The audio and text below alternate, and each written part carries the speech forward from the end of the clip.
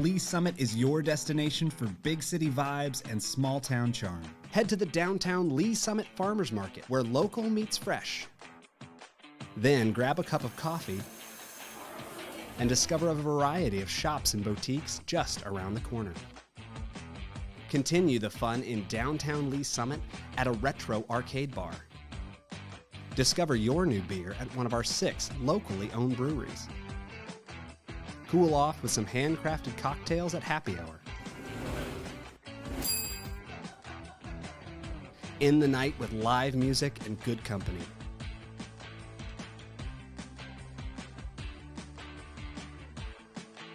Lee Summit, Missouri. Hello, Lee Summit. Here's your flash briefing for the week of May 20th. City Council will meet for regular session Tuesday night at 6 in Council Chambers in City Hall. If you can't watch, please catch up on City Council meetings by subscribing to the Council Debrief newsletter, which breaks down 3 to 4 key agenda items. Subscribe at cityofls.net. Heads up drivers, some exciting news. Southeast 2nd Street is set to reopen to through traffic by the end of the day on Friday, May 24th. But on Tuesday, May 28th, a section of Southeast 3rd Street between Douglas and Johnson Streets will close for infrastructure work associated with the downtown Market Plaza for approximately 6 weeks, weather permitting. Find more information, including detour routes, on the city's website. And mark your calendar for the 4th Fridays Art Walk in downtown Lee Summit this Friday, May 24th. Enjoy local artist exhibits and live music performances inside and outside of participating shops and restaurants. Also, grab your blankets and chairs for the first Music in the Park at Howard Station Park beginning at 6:30 p.m. Get all the details at downtownls.org. And a reminder, City Hall will be closed Monday, May 27th for Memorial Day. Thanks for listening and have a great week.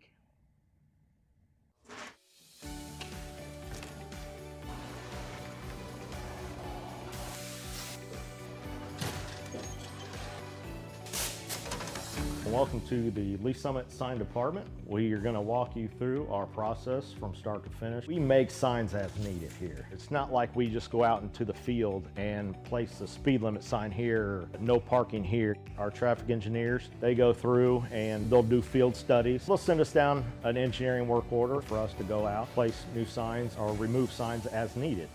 Coming from the material, our blanks come in and they're just aluminum blanks. We can put our white, our red, our fluorescent yellow, green, whatever. And basically what it looks like is just that there. Throw it up into the roller.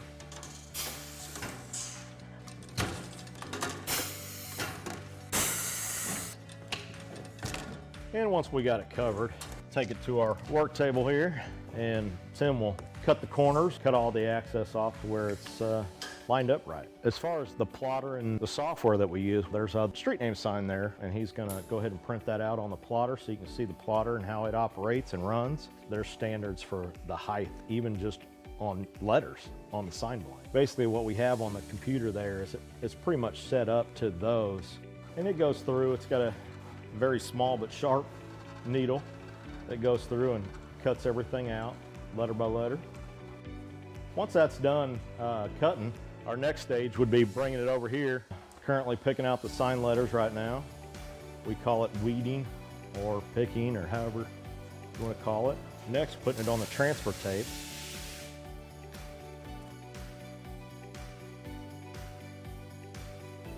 Then after it's taped, we bring it over to the roller. That's where we apply it to the actual sign blank. And we'll roll it through one time just to get the air bubbles out.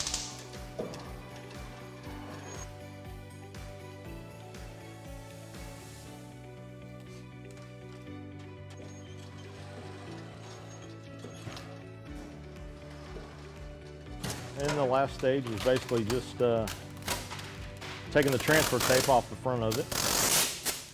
And there's a finished product of the street name sign.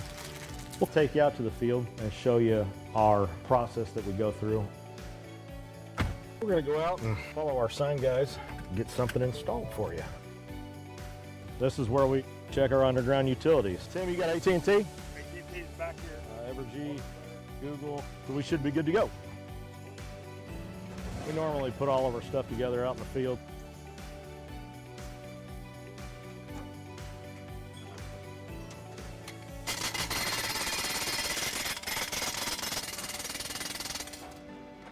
Then once the base is installed, we'll go ahead and put the post in there.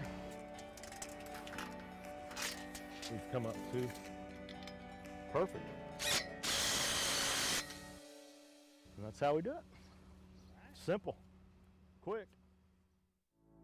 Traditionally, we think as police officers, those responding to law enforcement needs within the community. But honestly, we are there to serve our citizens, and our citizens do go into crisis. They do have mental health crises, and we're being called to those scenes on a regular basis. In order to help serve those citizens better, we did initiate the Crisis Intervention Team Program. These are officers that are specially trained to de-escalate crisis situations. Recently, we've brought co-responders onto the scene, licensed qualified mental health professionals housed within our police department, and they respond with those officers directly to those scenes where a crisis is occurring so they can interact with that citizen and get them the help they need right there on that scene. The co-responders are either a bachelor or master level in a behavioral health related field. They wear plain clothes, they don't carry weapons or anything like that. I have a police radio that I listen to all day. Listen for, those key words: mental health, behavioral health, crisis. There's a lot of officers that just call for me. I have my own radio number. I also have the ability to self-dispatch to them and say 982 is en route. Officers en route, 914, Armstrong. So typically I arrive after they've made it safe. I'll make contact and get kind of the rundown, and then I just kind of jump right in. I'm like, hey, my name's Allison. I'm a mental health professional. I'm here to help you. I'm not here to take you to jail or arrest you. Sometimes all a person needs is a voice, someone neutral, someone outside that, can listen. I do a lot of safety planning, including family, their support network, who's close to you.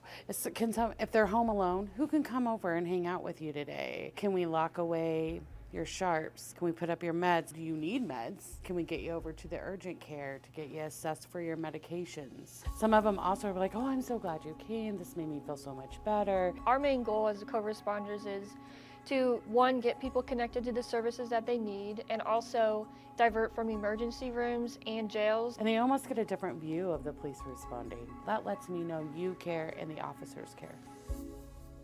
Please, how can we help you?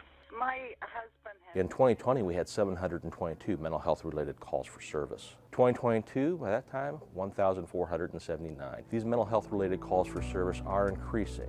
How we're responding to that is increasing the number of crisis intervention team officers we have available, as well as the number of co-responders we have available to respond on these calls. So what I think is important for the community to know about the co-responder program is that we're here, we exist.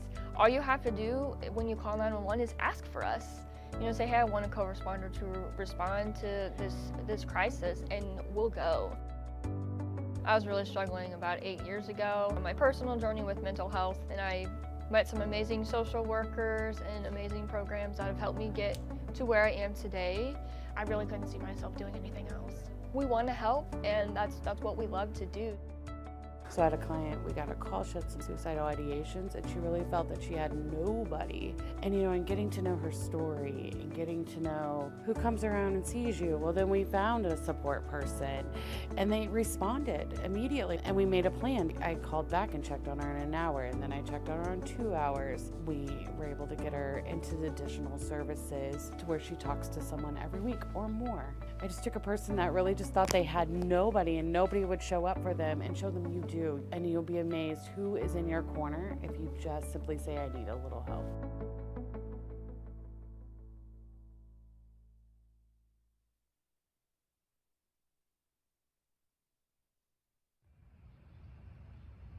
Member Lovell.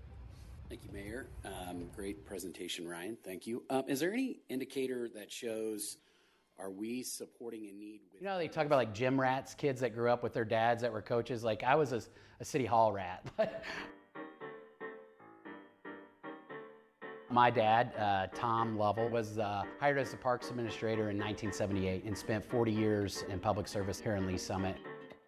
I would go up on the weekends when he was working, and I'd run around and play and do things, and I didn't know what he was doing at the time, but I just knew that was part of our weekend routine some days, was to go up and hang out at City Hall. Being part of a city from a young age to now in my adult life, you reap so many benefits from that. The people you know, you care more for something that you've been a part of.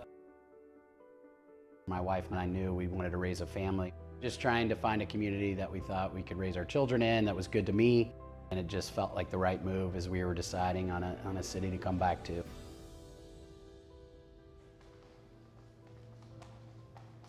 Fortunate to have started a business in 2018. I founded Level Insurance Group, and we are a business insurance brokerage. So we help businesses procure insurance. Decided to throw our flag in the ground here in Lee Summit, and it's grown. I also have this passion for learning and curiosity, and I started a podcast series. So I really enjoy this opportunity where I sit down with business owners and tell their story, and get this out to other people in hopes that maybe it betters their life and gives them some inspiration or something. It's going to be a really exciting time, and obviously this city's in my blood. My dad's been a part of it for a long time, so I'm really excited. Thank you all. A lot of people would say I was crazy, right? So why do you throw your hand up and subject yourself to going into city politics? I think, especially as I've gotten older, I just felt, maybe a civic duty, like a responsibility to say, hey, this city's been great to me. Here's a way that I can give back and take some of my skills and put them to work for the people of this city. I wanted to bring a different, maybe way of thinking and take some of my business acumen and see areas that it may apply to how we develop and grow this community, and just give a different perspective. One of our biggest challenges, but also one of our biggest opportunities, is how do we develop and grow this community? We don't want to grow too fast, but we want to grow at a pace that helps support, who and what we are as a community. So, we've got a lot of opportunities, whether that be through development or parks. We've got a lot of land coming on board. So I just think it's important, it's a challenge, but it's also our greatest opportunity. And so we just got to be smart how we do that. It's just asking some different questions. I'm one that, I'm not contrarian for contrarian's sake. What I am is someone will tell me something, and then I want to get to that position with them by just asking thoughtful questions along the way. And then if I can get there, then I feel like we've answered everything we can to move that forward, versus, hey, here's kind of how we've done it. I'm never this is how we do it, this is how we've always done it, and this is how we'll continue to do it. Office of Council Member for District 2. All of my practical experience has put me in this position to serve, and I just raised my hand and said I want to do that. For which I was elected on April 5th, 2022. I feel this obligation to carry this legacy that my dad did, my family did, and then giving my kids an environment to grow up in that makes them want to come back.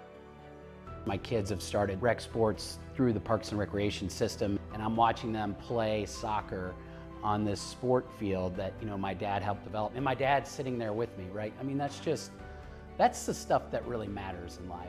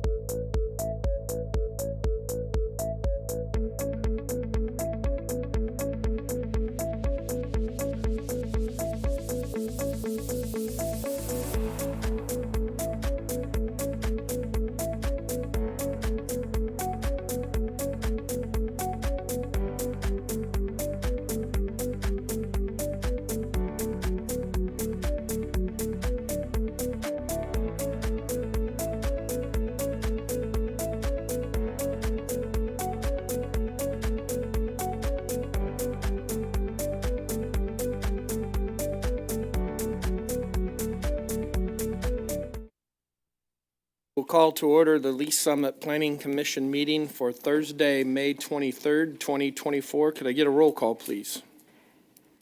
Mark Kitchens. Present. Sherry Frazier. Present. Jake Lovelace. Dana Arth. Present. Donnie Funk. Present. Terry Trafton. Present. Tanya Jonna Ford. Present. Chip Tazinski. Present. Randy Benbrook. Present. Thank you.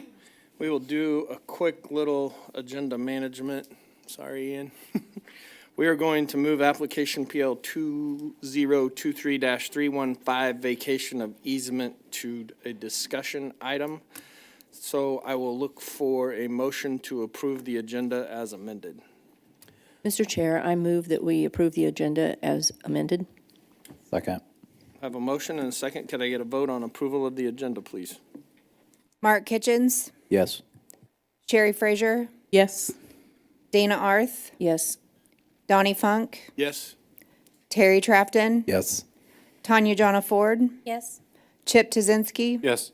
Randy Benbrook. Yes. Thank you, and the agenda has been approved. We are at our spot for public comments, for the Planning Commission outside any application we have tonight. We have one. Do we have a timer that I can set one? Okay. Teresa Vollenweider, 5201 Northeast Maybrook Road.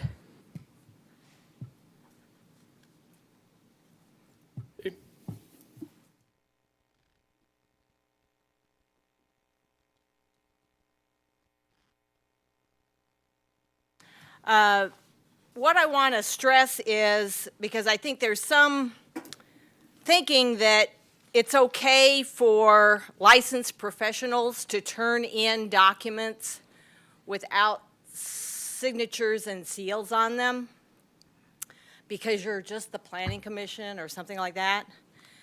But the problem becomes you don't want a document like this. Well, I don't know why this isn't working, but it needs to be working for me to show you what I want. You'll have to stop the clock. Is this on or?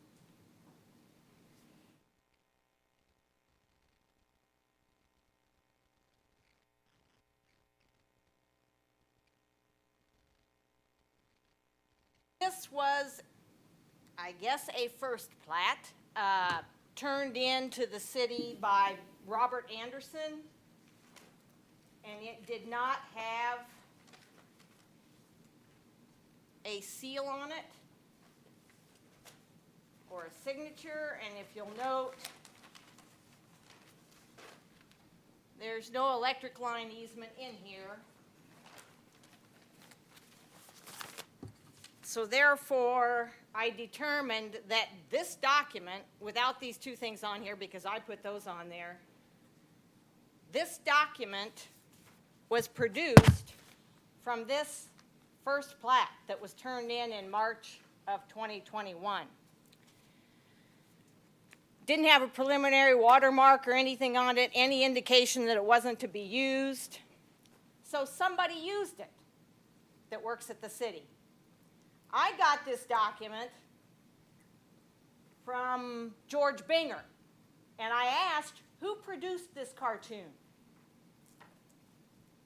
And he said, well, he had some hand in it, Bob Burns, the legal department, because this was included in a package in an envelope telling me to remove my fence. It looked pretty official, but I had had some survey classes. So I knew something was up. So I knew to call it a cartoon to him over the phone. I knew to say that because my professor had used that word when he described stuff like this.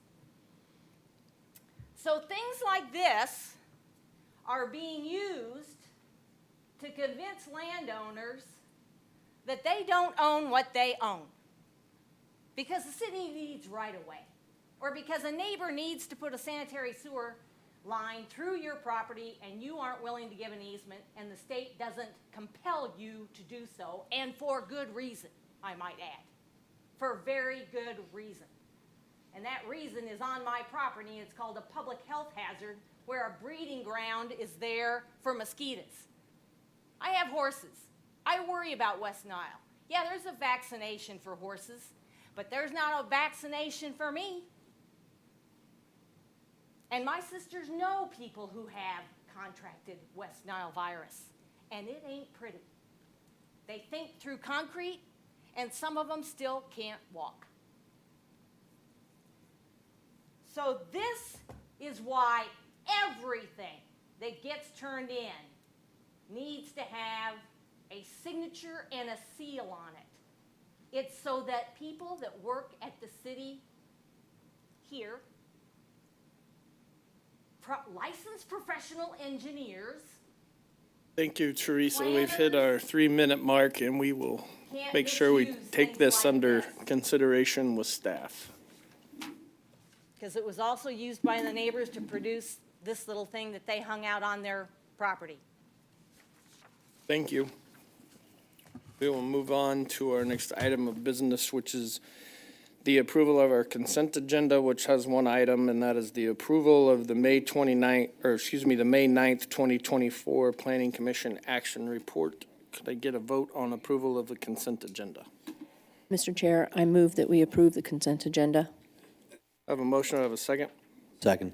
I have a motion and a second. Can I get a vote on approval of the consent agenda? Mark Kitchens, Yes. Sherry Frazier, Yes. Dana Arth, Yes. Donnie Funk, Yes. Terry Trafton, Yes. Tanya Jonna Ford, Yes. Chip Tuzinski, Yes. Randy Benbrook. Yes. Thank you, and the consent has been approved. And we will open up application PL 2023315, vacation of easement 3022 Northwest Thoreau Place, and Brian and Tracy Lanning applicant for discussion. Commissioner Trafton, you had a question regarding this.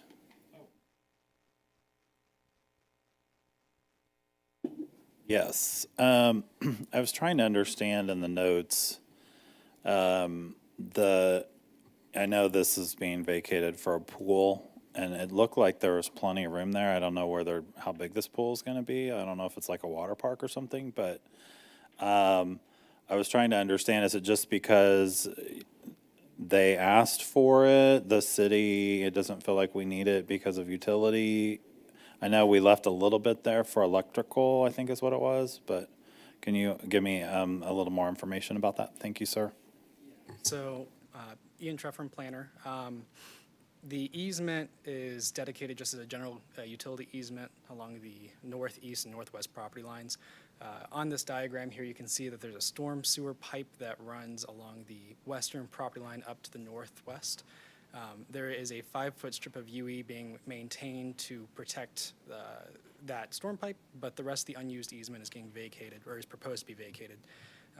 For reference, the pool itself looks like this. So really it's for the pool itself and the retaining wall, and that 15-foot UE kind of extends into where that proposed pool would go. So not a water park, but it would extend into that UE. Yeah, thank you. This would have been helpful in the packet, probably, just so that I could have seen this. It would have answered my questions. I forgot. I mean, I know there's a drop-off back there, so I didn't realize it was quite as steep. But yeah, okay, that's very helpful. Thank you. Thank you.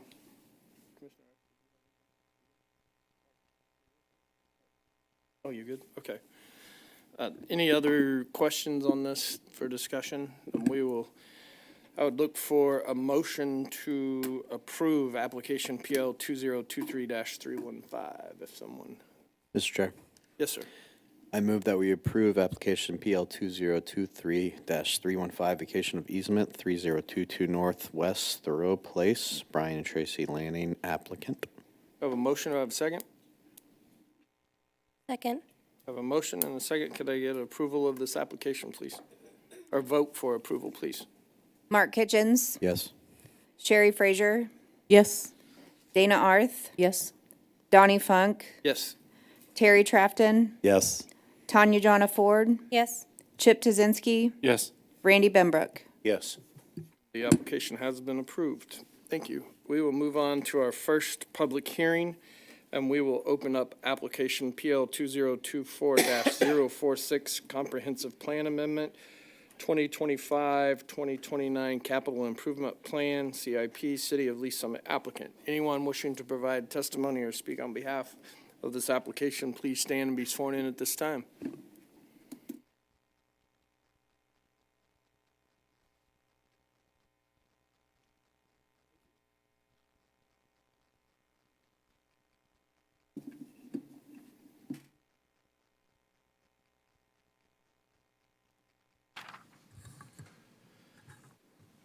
Good evening, George Binger, City Engineer. I'd like to enter into the record Exhibit A, list of exhibits 1 through 9. Exhibits 1 through 9 noted and entered into the record.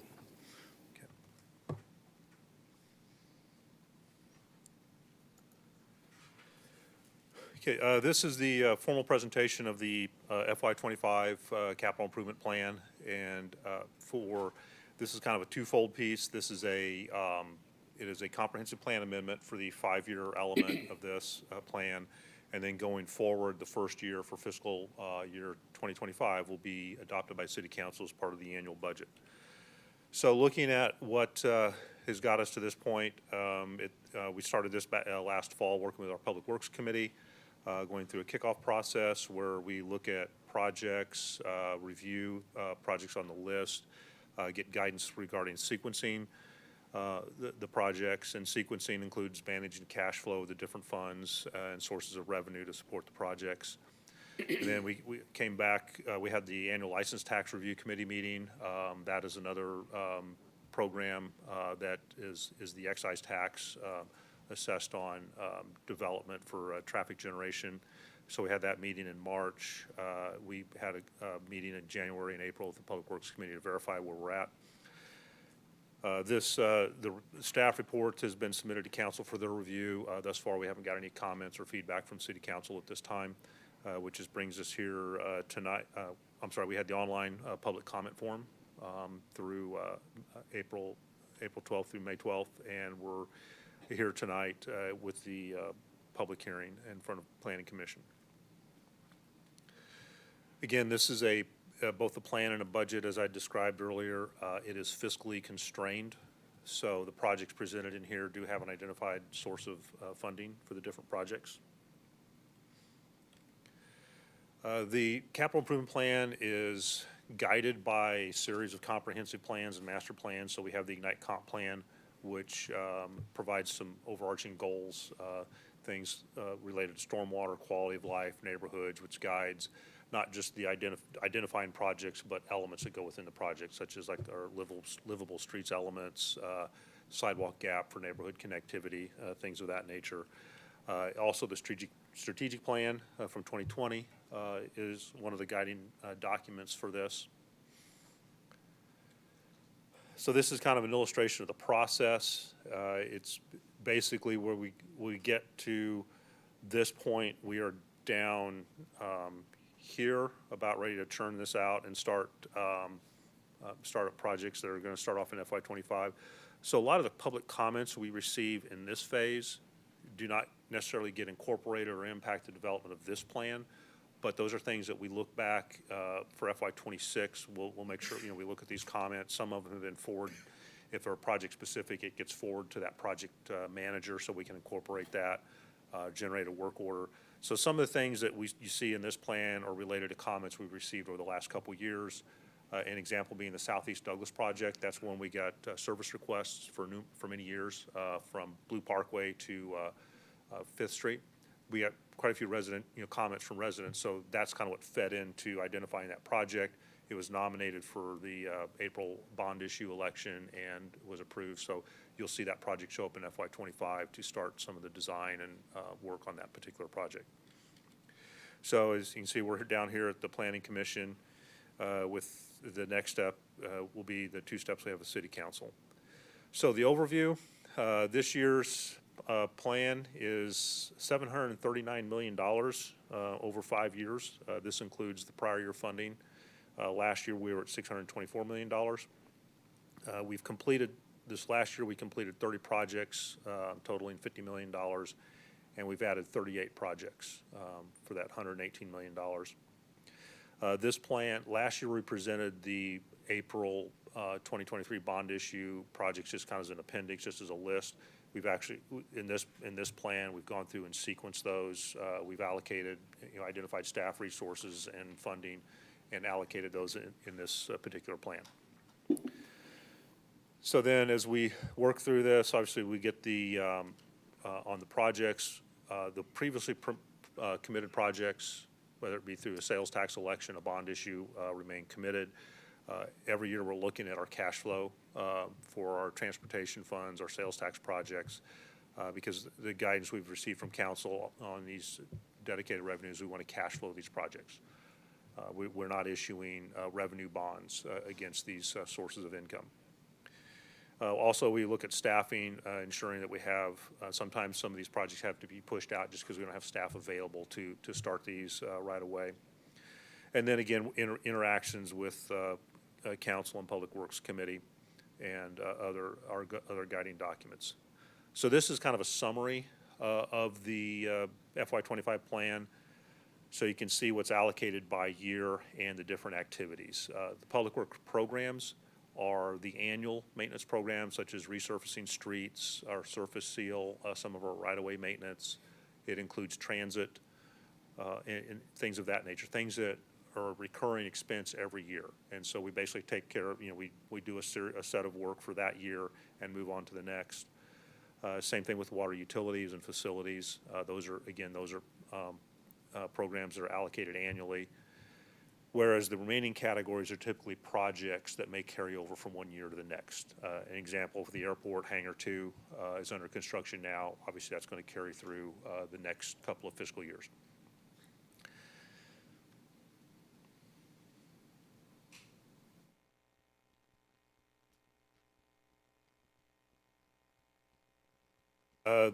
This is a list of the major sources of funding. The next couple slides that we have, the CIP sales tax for 15 years, that's focused on transportation and stormwater capital improvements. Then we have our permanent transportation sales tax that dates back to the 1990s. That's where a lot of our annual programs are funded through that, such as our overlay, slurry, transit, and those types of programs. Parks and Rec, their projects are funded through their sales tax and user fees. They have a dedicated sales tax and user fees for that. Water utilities, they are funded entirely through revenue they generate, whether it be tap fees or their ongoing monthly billing revenues. The general obligation bonds, examples of this would have been fire stations 4 and 5. And then obviously in April of 2023, we had a $186 million bond issue over 10 years. Those are funding the projects you see listed there, like the Joint Operations Center or facility, some of the sidewalk gap programs. Hangar 2 with the airport is one of the beneficiaries from that as well. The use tax that was adopted mirrors our sales tax. So if we have a half-cent sales tax for transportation, we also have a half-cent use tax for transportation. And that use tax are basically items that are purchased outside of Lee Summit and delivered here. That's, basically, it now includes online purchases is what captures that. And that's one of that area has been that use tax has been very beneficial. It's been outperforming what was projected.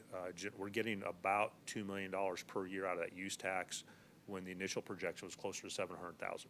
So it certainly helped some of these fundings, especially in light of recent construction cost inflation. And then there's some special districts such as TIFs or TDDs.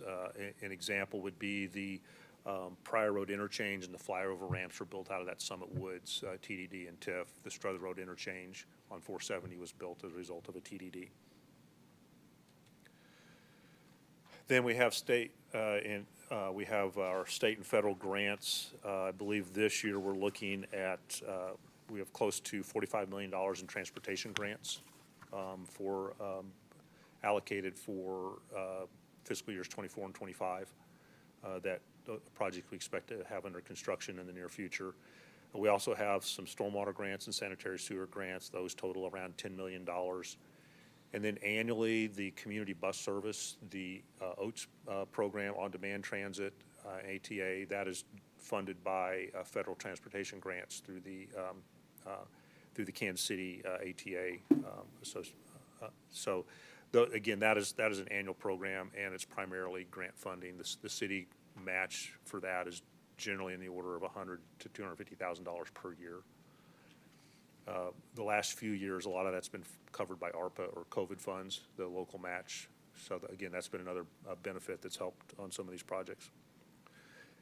And then I mentioned the excise tax previously.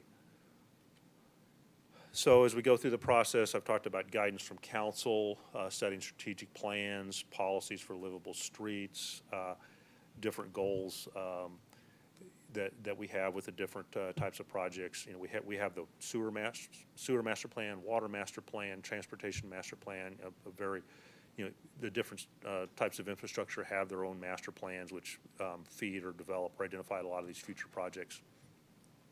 Then as we work through this, we take that, we develop the list of projects, the sequencing, and the funding, and then we submit this to council and planning commission for review. The public comment section, of course, any of these public meetings we have with the committee, there's an opportunity for public comment. We moved to the online forum several years ago for this presentation because generally we here in person we don't receive comments. This year we received 9 comments. We've typically seen 12 to 20 comments. This year we received 9. And you kind of see how they're broken out there. One's airport, 5 related to streets, and 3 of them are miscellaneous. And they may not be related to the CIP. They may be, other topics. So the things that did not make the CIP that have been identified, hey, things we would like to do as a city, but there's no funding tied to this. One is expanding our transit service. This is something that we'd started pursuing before COVID. With an increase in ridership, to develop a fixed ride, a fixed route system. This involved Independence, Eastern Jackson County, and when COVID came, that just kind of withered away, and it hasn't really picked up at this point. This point, there hasn't been a lot of interest in this, but this is something that, as the Mid-America Regional Council works through this, these are things that we're trying to see if we want to bring this back. Now, part of this is evaluated every year with Public Works Committee. We make a transit report to the committee and talk about that. So if that's something you're interested or want to keep an eye on, there's obviously, we can look for that on the agenda when that comes out. Usually it's around October, November timeframe. There's traffic signals. We go through a study, reviewing. We do traffic counts every year, for over a portion of the cities. The city, we collect that, we evaluate it, and we look at intersections to see if they meet signal warrants. There's basically 6 signal warrants, and we're looking to meet 2 or 3 of those before we program a signal. And those, we don't know about those until we know a signal actually meets those warrants. The warrants are related to like traffic volume, volume per day, volume in the peak hour, just the level of operation at that intersection. Safety is a factor as well. So those just, as we're doing the studies, one may come up, and then we have to look at, okay, we've met the warrant, we want to work that in. So we don't know where those are, we don't know at that point the future signals. The 2 that were put in the program through this are the signals at Chipman and Todd George Parkway, and then the one at 3rd Street and Bridlewood. Those are the 2 signal projects, dedicated signal projects. The other way signals get built is through our road projects. If there's a road project has an intersection and it meets warrants, we'll install it there. Sometimes it's a lot of geometric improvements. If you're familiar with the Colburn Road project, Douglas and Colburn's getting rebuilt, and that means the signal's getting rebuilt to accommodate that. Railroad spur maintenance, the city owns 2 railroad spurs. And again, that's more of an economic development engine to serve the businesses that are on those spurs. They require maintenance and being maintained. Those are inspected by the Union Pacific, and they come and they tell us that it's got to be fixed or they're not going to put their cars on it. And so those usually come up pretty quick. So that's why we try to address that a little bit with that right-of-way infrastructure program. So we have that money available if needed. If not, we can use it somewhere else that supports our right-of-way.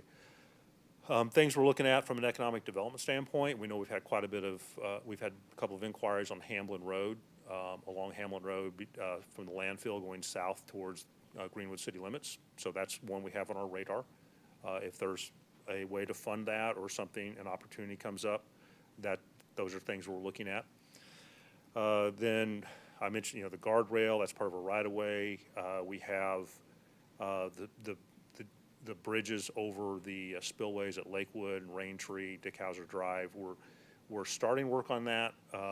Those are very early on. Another one is Purcell's at 291. There's some access management that needs to take place there. That may be built by development, or it may be built by the city to remove an impediment to development. Those are some of the approaches, but again, that's not a priority at this time where it's received funding. And then with that, other projects, obviously, you all hear things as you deal with people in the community or businesses and things like that. Those are always comments that can be forwarded to Public Works, and that way we can get that in front of committee and things we can look at going forward. This is a list of projects. The ones that are lined out have been completed. This is out of our 2017 sales tax. The ones that are in italics are currently underway, whether it be design or construction. So out of that list of projects we started with in 2017, there's basically 2 we haven't really started. 3rd Street, the first block of that is going to be built as part of the Market Plaza from Green Street over to Johnson, and then this will pick up, instead of Green, it'll be Johnson to 291. And the Independence Avenue is down on the list, but that'll be one of the last collector streets in our downtown core area. Again, going back to the funding summary, and this is my last slide, and I'll be happy to answer any questions you may have. Thank you, George. Do we have any comments from the public before we open up to discussion for the commission? Seeing none. Commissioner Benbrook, any questions at this time? No questions. Thank you, Chair. Commissioner Tazinski. Mr. Chairman, I just would like to say to the Public Works Department, thank you for all the hard work you do planning for projects around the city, and as well as putting these together to help maintain and make our city as great as it really is. So thank you very much. If I may just keep in mind, it's not just our department. It involves about every department. We have over 35 staff members working on this every year. So it involves water, planning and development, finance, law department. So it is a city effort. Well, I mean, if you notice the city manager signs it, this is a city plan. But hey. Commissioner Jana Ford. Go ahead. No questions. Thank you. Commissioner Trafton. Thank you, Chair. Thank you for the work on this. I always appreciate these updates. I guess I'll start with one of my questions I saw in the comments was around Pryor Road finishing. I do see it on, I know it's being, the plan is to build that out further than it is now. And so when I'm looking at this, so when you get those comments, you circle back with them and let them know where it is on the plan as far as like Pryor Road from Longview to Hook, it looks like it's construction for 25. Does that mean they're going to start design on it, or is that when they're actually going to start constructing? When we say construction, we mean that's when construction will start. So okay. Pryor Road Phase 1, we've already completed the design. We've completed right-of-way acquisition on that project. So now we're moving to final design to get our, we're planning on advertising bids in the fall. So when we say construction, that's when we estimate the construction startup. Yeah, I think I remember seeing some of the design on that road. Can you remind me again what that's going to be? Is it just a 4-lane, or will there be a medium like Ward? It will be 4 lanes with a median. So we'll have access management. We'll have some landscaping involved. It'll have a trail, a 10-foot trail on the west side. as well as a sidewalk on the east side. Okay, great. And so then the last portion of that, down to 150, is not going to start construction until 26. So, okay, that was helpful. My other question was around the live fire training facility. And I thought that was being built as part of one of the other fire stations. And so was that not included in? I saw Fire Station 5. I didn't get to go tour it, but it's beautiful. I was surprised at how beautiful it was. I was like, wow, that's a really nice fire station. Let's see if I can put that up. You know, do you happen to know? I know it's new on the list. I thought it was already included.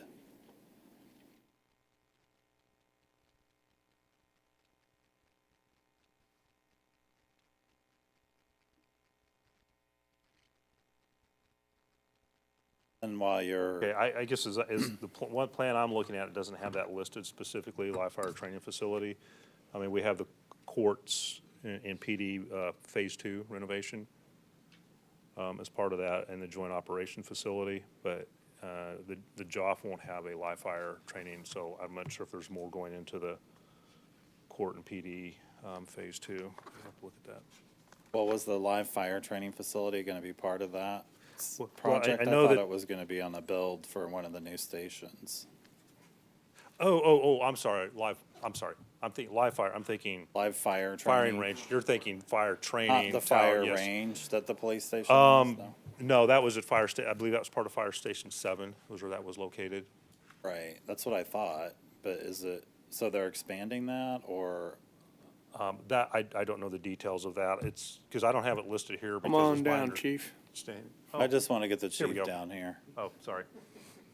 I was waiting for him to come, he just kept lingering. Jim Eden Fire Department. That is part of the public safety sales tax, and the live fire training facility is being built now and should hopefully be completed in the next month or so. Okay, that's what I was, And I that's thought it was. Fire on- Station number 7. It out is on on Shear. 7, on Shear, okay. Yes. Okay, thank you, sir. Welcome. I'm sorry to interject, Commissioner Trafton, but follow up on that question. Is that not in the capital improvement plan? Is that not It included is, in that? it's listed as new though, It so. was listed in FY '24. Okay. And I'm My showing that as a apologies for closed interjecting. project because it's to be. Oh, maybe I misread it, but, or, Okay. you know, I was reading lots of little lines, so. Okay. Could be. The police station substation 5, I thought that was that's not part of Fire Station 5. Correct. It's a separate, are they taking the old fire station and renovating that for police substation? Yes. Okay, okay, just wanted to verify that. My other question was, I saw Longview Boulevard being added from Longview to, Shear, was that right? Yes. And you said that was, and that's put in the project for when we're gonna do Shear from Sampson to 291? Yes, it'll be part of the Shear Road project. Shear will probably be built in 2 phases. The first will be from Ward to 291, and the second phase will be from Sampson to Ward Road. And that Longview Parkway will be part of that second phase. Okay, then that's not gonna happen until 26, correct? I think it's a little further out. 7? What's on here is 26. Oh, it says 26 or later, so I guess it could be 27. Oh, are you looking at the map? Yeah. Okay, yes, that's correct, yeah. Because Because I love that map. Yes. Thank you for doing it. I do. No, it's, It the makes map it is very not. clear. The map is not as specific as Okay. the spreadsheet. So I'm thinking spreadsheet, you're looking at the map, so yeah. Well, I that's- was looking at the little lines and then I found the map, so. Mhm. Like a good map. My other question. Oh, so I noticed that Sampson Road isn't on there, and so has there been any consideration for, like, at the end of, there's not a street to really put like a marker on where the road on Sampson goes to this 2-lane rickety road from the end of Longview, what I call Old Longview, I think it's called Longview Farms, down to Shear. There's like maybe, I don't know, 200 yards, 300 yards or something.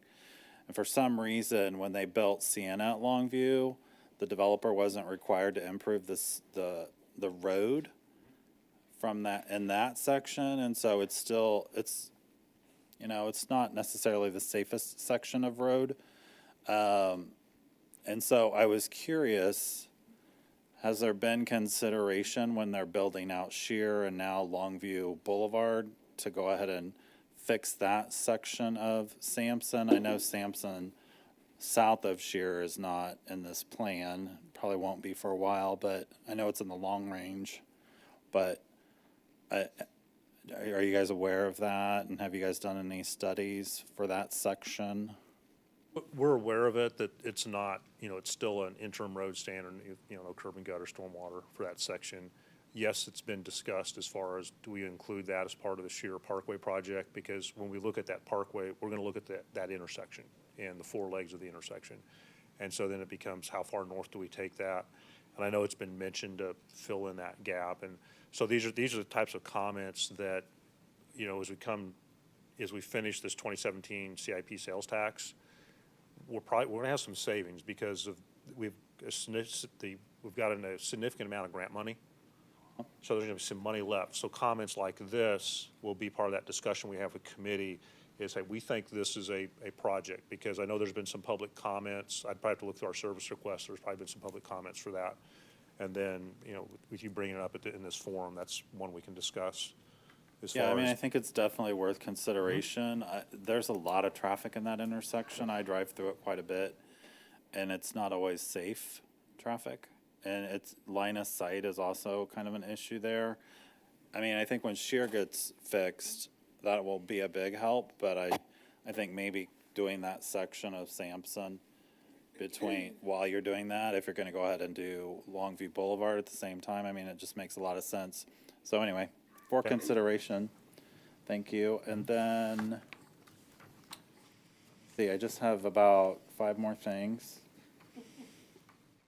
Take your time. I appreciate this, because I hate doing this in the dark.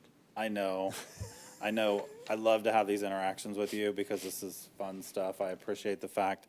Well, I think it's important for the community to understand, like, we have a tax that we pay, and there's lots of great activity happening around the city that you guys are working on, and you can see it right now. I mean, the stormwater projects that are being fixed all over the city.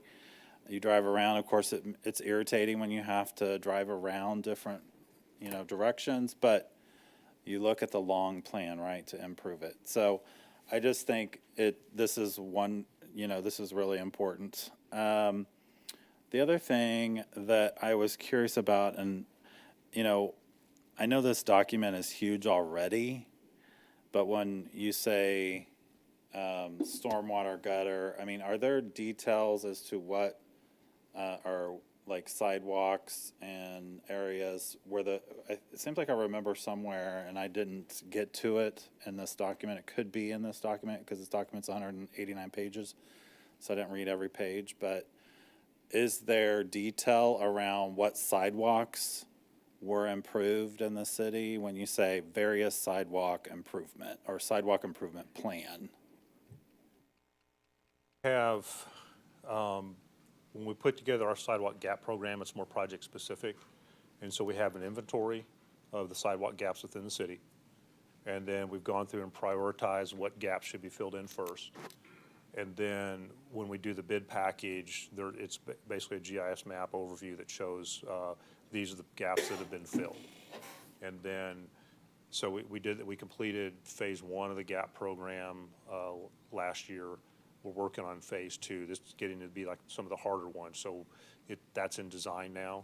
And so we'll have that list of what's put out there for here probably summer, fall of this year. And then within that, there was the sidewalk. We work with Public Works Committee on prioritizing those gaps. So there's a criteria of how we go through and we rate the gaps as far as where we need to put those in.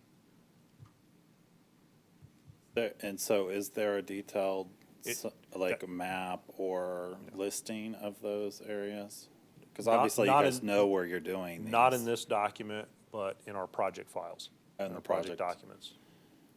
Not that I want to make this document any longer. I mean, I think it would be nice to know. And I didn't see any comments on sidewalks, but I know periodically we see the sidewalk to nowhere in our preliminary development plans or updates, and we're always asking, I appreciate city staff like trying to, they evaluate and assess, but like, there was a project, I think, in the last meeting where we were talking about there's no sidewalk, but to build it, you're building another sidewalk to nowhere. So like, yeah, I think it would just be helpful just to comment. Let's see, I know that some of these projects are not, the city is in partnership with MoDOT on these projects, but I also think it's important because I think the way you worded it on here is various MoDOT projects or, MoDOT money so that we can contribute to projects that we think are important as a city that we want done. Example, the 291 North 50 highway interchange that everyone is excited about happening. I know that the highway department is building their new building on the north side of the city right now. Is that construction, are people gonna see, because we've seen the redesign, or we've seen the design of that intersection, what it's gonna look like. Do we have an update on the timeline on that? Right now, we're still looking at spring of '25 for construction startup on that. Because the highway patrol facility is being relocated, so they have to be out. They have to be in their new building up on Colburn Road in that area. So when they're able to move out, we're able to start construction. There is some right-of-way that needs to take place, and that's being negotiated at this time. It's also going to involve, I'm not sure if you've seen it here, but the Quick Trip getting rebuilt. And then within that, we're having to trade or exchange the right-of-way. We're, vacating part of Blue Parkway from MoDOT, and then we're taking over part of the right-of-way. So there's some agreements we have to work out with MoDOT on that, and we're pretty well on track with what the school district is doing with the remodel. So we still have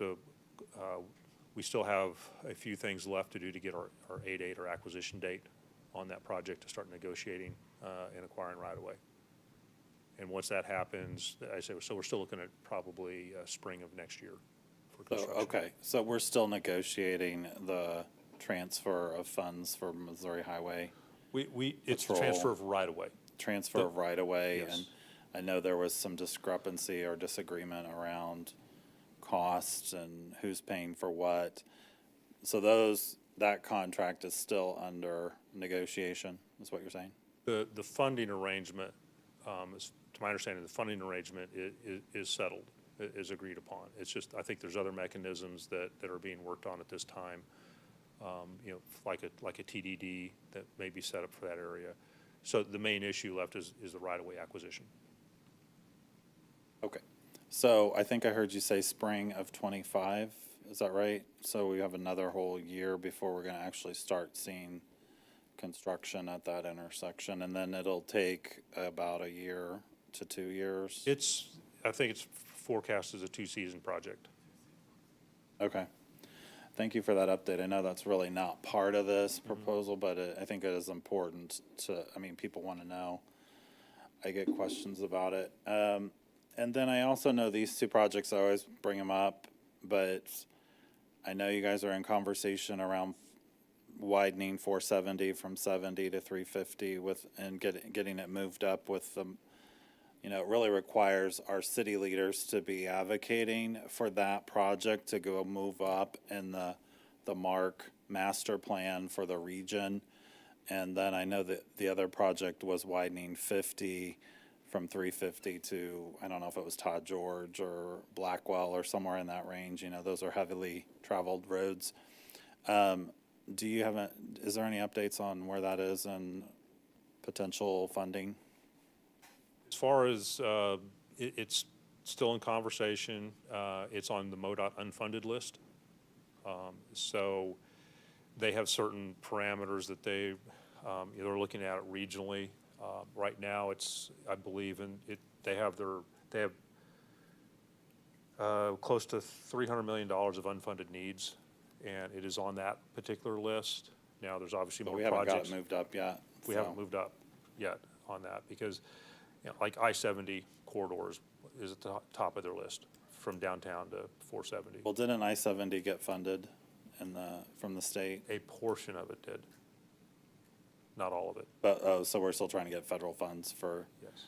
part of that I-70 improvement? Right. Okay. George, you have been wonderful to have this conversation with, so thank you for all the work you're doing and mapping this out.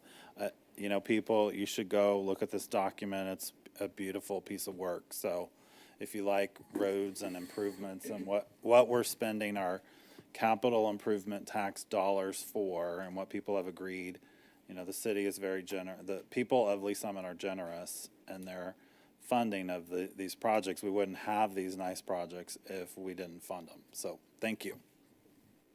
Thank you, Commissioner Traston. Commissioner Arth, any questions? Maybe later. Commissioner Frazier, any questions? Good evening. Wanted to say, first of all, I truly appreciate the incorporation of public comments and request into future projects going forward. As a project manager myself, it's very important to take those into consideration to either further improve or at least respond to the community. So one of the questions I have, and you may have said this and I apologize if I didn't catch it, is that I believe public comments previously were in person as well as online. Am I to understand that now there's an online form only? No, it Okay. is It's both still- online and in person. Absolutely, okay. And then the other question I had is there a mechanism to respond to the public comments? While I'm in the community, I hear many times, hey, we submitted a request, or we told someone, whatever the case is, and we just never did hear back. So is there a response mechanism or an update mechanism, if you would, for some of the comments that are submitted? What we normally do is when we get the comments, we post a response, and it should be included in the packet. So I don't know if you got the packet that was just the comment or the one with the response. Historically, we haven't gone back to the actual individuals or emails and say, here's the comment. But that's something we can certainly look at as far as, sharing this comment sheet that we have here at the public hearing, because it is public record. Exactly. So I think, at least for me, that's very helpful in order to be able to direct those inquiries, at least to come to me and say, hey, have you taken a look at, the site or whatever the case is? But thank you. Thank you. Commissioner Kitchens. Thank you, Mr. Chair. All right, George, great job. You did a fantastic job of all of that. The comments, we only got 9 comments out of the entire city, and I saw that plastered everywhere, to be honest with you.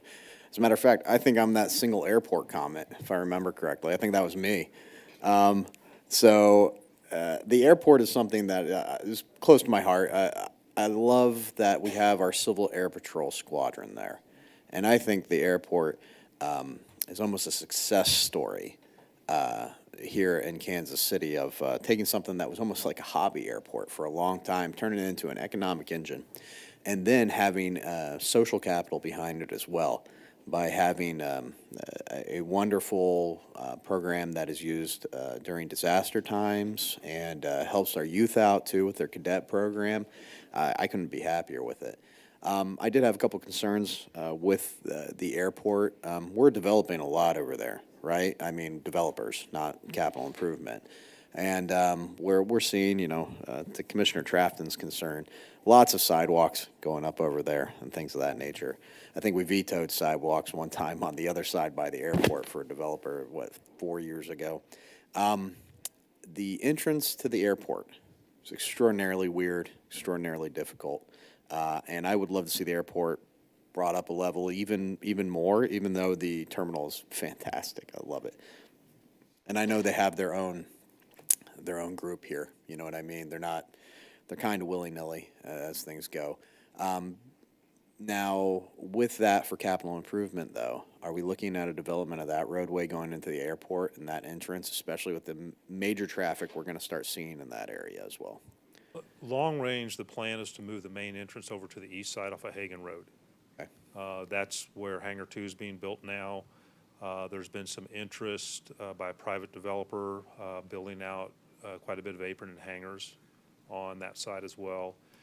And currently, we'll be submitting an application for the new terminal building on the east side in the near future. That's kind of I guess there's a limited window for that, and it's a competitive grant. Not sure how that's going to go, but we're in a position, we already have the design, and we would be ready to bid that pretty quick if we were awarded the grant. So that's, long range, the plan is to move the main entrance over to Hagan Road. Right. East side. Cool. I would put it there too. I think it's great. Now, here's the big question. We got the PRI land on the other side, 470 right there as well. When we develop out the airport, as we know, it's going to get bigger, and we got bigger jets flying in there. I love the birds going in there right now. They're huge. I mean, you see them land in there, and people are like, that can't possibly be landing at Lee Summit. I'm like, oh, yeah, we developed that out. It looks good now. What's the plan as we develop out PRI over there? I know the Ignite comprehensive plan puts some commercial right up against it and on the other side, but then we got a lot of residential coming in there. So as we develop this out and we have bigger planes coming in, is there any concern there, or should I not care? Well, I'm not going to say don't care, but I'm going to ask if someone from the planning department can help me from that, because that's getting more into the land planning, land use, and I know we have the airport overlay zones that are used in developing that. All right, Amy, lay it on me. Set me straight. Thanks, George. Good evening, Amy Nassif, Deputy Director of Development. We have been having lots of collaboration meetings with PRI, also with the school district. We are looking at our comprehensive plan, our long-range plans, coordinating with all of our master plans that the city has already approved to make sure things are in alignment. And we're also currently working, Public Works is leading off a sheer road alignment study that we recently selected a consultant for, and so we'll be kicking that off very soon as well. Excellent. So, And maybe this. working marriage. Oh, I'm sorry, Amy, I didn't mean to interrupt you. Maybe this goes into my next question then. How does that fall into the capital improvement plan? How do we line those dominoes up so we're not stuck in a corner when we develop out the terminal, PRI gets developed out, and we still don't have the infrastructure there? Are we taking that into mind, I guess, is my question? Because there's a lot of different pins there with 470 and putting MoDOT on it as well. So where would that fall in the best case scenario? We get the grant, everything comes back in, the capital improvement plan adjusts for that, I suppose? Yes, and I'll look to George in case I say this wrong, but typically what we'll do is we'll do that study, we'll figure out what those alignments are, how we need to and should be updating our master plans, and then talk and look about the funding to actually do that work, update the CIP project list, and that's how that goes through there, and then look at priorities and such. Excellent. Glad to hear it's not just a bubble sort on the whole thing. I appreciate it. Thank you, Amy. Thank you. George, just one other question for you real quick. When I order pizza, there's this cool little app that's called Hot and Ready from Domino's or whatever it is. And they show it going in the oven, and then it gets red, and I get excited because I'm a hungry boy. And then it comes out at the end, and I get it delivered. So is there any chance that capital improvement could have something along those lines, not an app, but we've heard a lot about wanting the public to be more involved in this process and having that up. I know the reports come out, we see the reports, but they're not exactly user-friendly at, 158 pages or whatever we landed on. So is there any chance of having, the city does a great job with their development report, and they say what's going in here and what's going in there. There is some public stuff in there, but I'd love to see more about the infrastructure and everything. To Commissioner Trafton's point, the taxpayers pay taxes for this. And the one thing I love spending taxpayer money on is infrastructure. Everything else I could probably throw away. But infrastructure, I really like spending money on. So if there's some way to have that report or on the website saying, hey, this is when it's coming up, this is our phasing plan, just a little bit more user-friendly. Because I know those cooks know when that pizza goes in the oven. They know when I'm getting it. But man, do I love watching that little meter. It's really stupid, I know. But anyways, food for thought, George. I appreciate it. And thank you so much to everybody in the city who's involved with this. You guys knocked it out of the park as far as I'm concerned. Mr. Chair. Thank you, Commissioner Kitchens. Any other questions from the commission while we close the public hearing? We will close the public hearing and open up for discussion or a motion. We already closed the public hearing. I can reopen it, but it would have to be quick. I will reopen the public hearing for a quick question. Go ahead.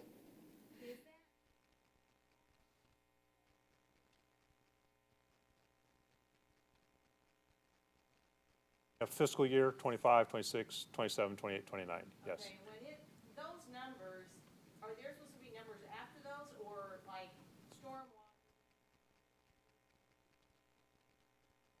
No, that's millions. That we dropped the zeros.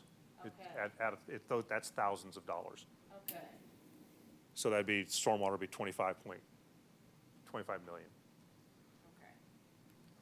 Thank you. Oh, Commissioner Arth, while we're still in public hearing, go ahead. Since you're referring to the different years, on that prior year's column, is that, how many periods is that? Is it an average? It depends on the project. So as an example, Chipman Road was first approved in the capital improvement plan in, I think, 2009. So that prior year funding goes back that far. Okay. Some of the other projects, it's 1 or 2 years. Oh, okay. I mean, the bulk of it's 1 or 2 years. Thank you.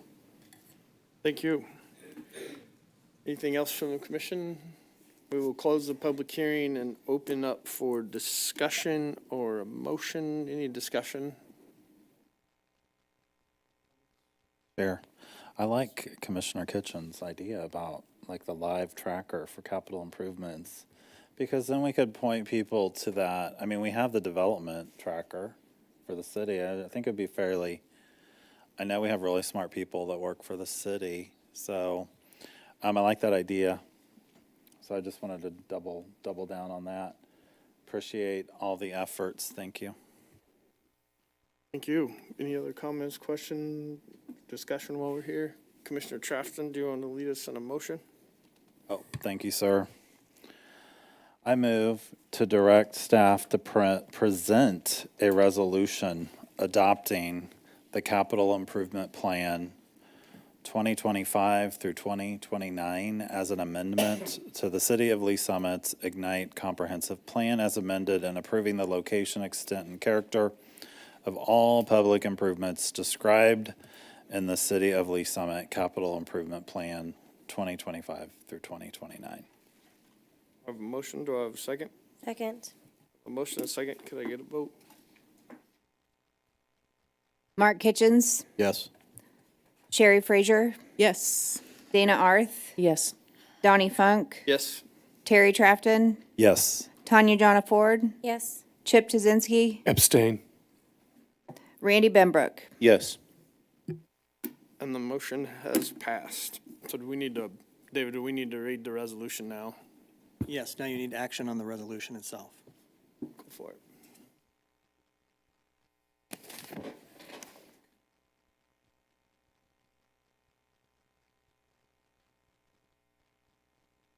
So I'm recommending approval, or no, what? Motion for approval. This Oh, is final action by you, by the. I by the planning move to approve resolution number 2024-02, a resolution of the Planning Commission of the City of Lee Summit, Missouri, adopting the Capital Improvement Plan 2025 through 2029 as an amendment to the City of Lee Summit Ignite Comprehensive Plan as amended in Exhibit A, and approving the location, extent, and character of all public improvement described in the City of Lee Summit Capital Improvement Plan 2025 to 2029. I have a motion to adopt. Do I have a second? Second. I have a motion and a second. Could I get a vote, please? Mark Kitchens, Yes. Sherry Frazier, Yes. Dana Arth, Yes. Donnie Funk, Yes. Terry Trafton, Yes. Tanya Jonna Ford, Yes. Chip Tuzinski, Abstain. Randy Benbrook. Yes. Thank you, and the resolution has been adopted. We will move on to our next public hearing. Everybody good? We will move on to our next public hearing and open up application PL 2024-073 preliminary development plan, Kobe Creek, 500 Southeast M150 Highway, Clayton Properties Group applicant. Anyone wishing to speak or provide testimony on this application, please stand and be sworn in at this time.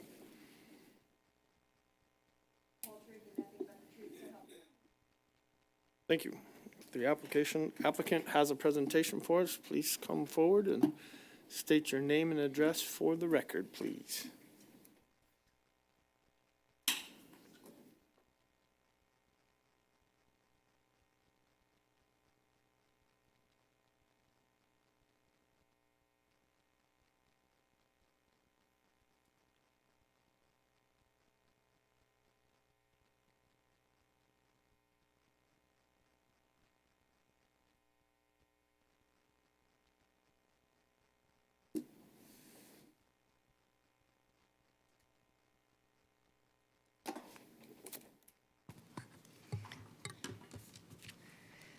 Good evening. My name is Christine Bushyhead, 315 Southeast Main Summit, Missouri. I'm here on behalf of Clayton Properties Group, which is the applicant for Colby Creek PDP application. You also hear from several members of our team as well. Under new leadership, the former Summit Homes and Clover and Hive business groups came together under one mantra, opening doors to a better life. We're providing home ownership opportunities for the missing middle, and that's in quotes, we'll talk about it a little bit more in a moment, by intentionally developing new communities and floor plans with efficiency and long-term value at the forefront of design. Our mission aligns with the City of Lee Summit's comprehensive plan to support this missing middle, which is the city's term for a desired price range for quality housing for the City of Lee Summit. We'll talk a little bit more about what the look and feel of that is, but I want to be clear, this is a for-sale residential development. So the members of our technical team are myself, Kevin Rodner, who is the senior project manager, who you will hear from later from Owned Civil Engineers, Travis Ruff, our development manager, who you will hear from, and Valerie Gindelsberger, who is our product innovation at Summit Homes. The application before you is a revised residential preliminary development plan, and the plan was originally approved in the summer of 2018 when this subject property was rezoned from ag to PMIX, which is about 6 years ago. So that kind of begs the question, why are we back with a revised preliminary development plan? And it's simple, the marketplace. And let us share some of the information about that marketplace. And as we start this conversation regarding the missing middle and housing options in Lee Summit, I'd like you to think about your own life stages and the types of housing you had lived in and where you and your family and your friends and their parents are today in our housing circumstances.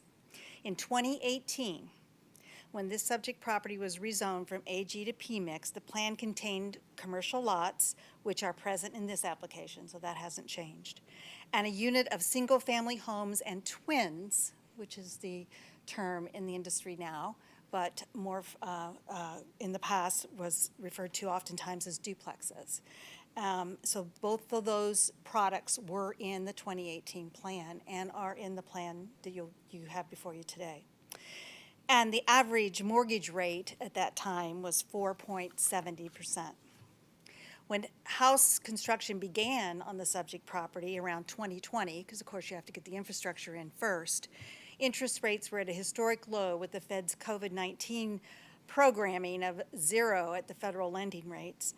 And then 2 years later in 2022, according to Freddie Mac, the average 30-year rate jumped 4% from 3.22 in January to 7.8 in 2008 in the end of October. And of course today we're hovering around that 7.5%.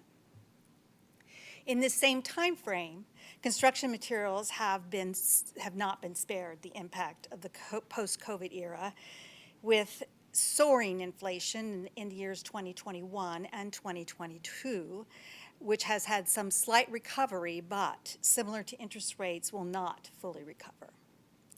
The cost of money directly impacts the cost of housing. It also impacts the secondary resale market, which is traditionally the source of attainable houses. In this era, according to our Kansas City Home Builders Association, approximately 79% of the mortgaged homes across this nation have an interest rate of 4% or less. 79, almost 80% of the mortgages across this nation are at 4% or less. So what does that mean? That means that in these economic times, those homes are not likely to enter the current market, because the economies of that, they're not a candidate for trading up because you can't purchase more than you got, and they're not a candidate for downsizing because you can't purchase and have a savings. That impacts availability of attainable housing. 1/3 of the homes in the U.S. are owned by persons 65 years or older, with 40% of those having no mortgage.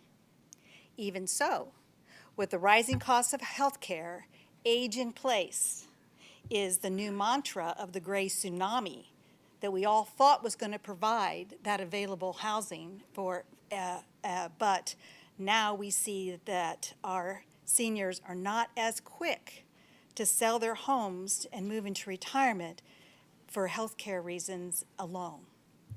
This impacts availability. Attainability, being able to afford, and availability, existing home market, has become significant impediments to home ownership. What is considered attainable housing?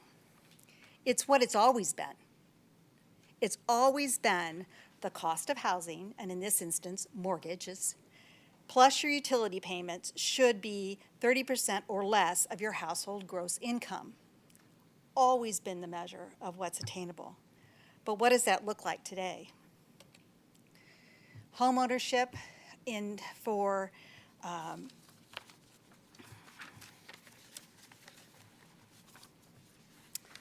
Clayton Properties is analyzed in terms of attainability zones. So you'll see here in the left-hand column is household income.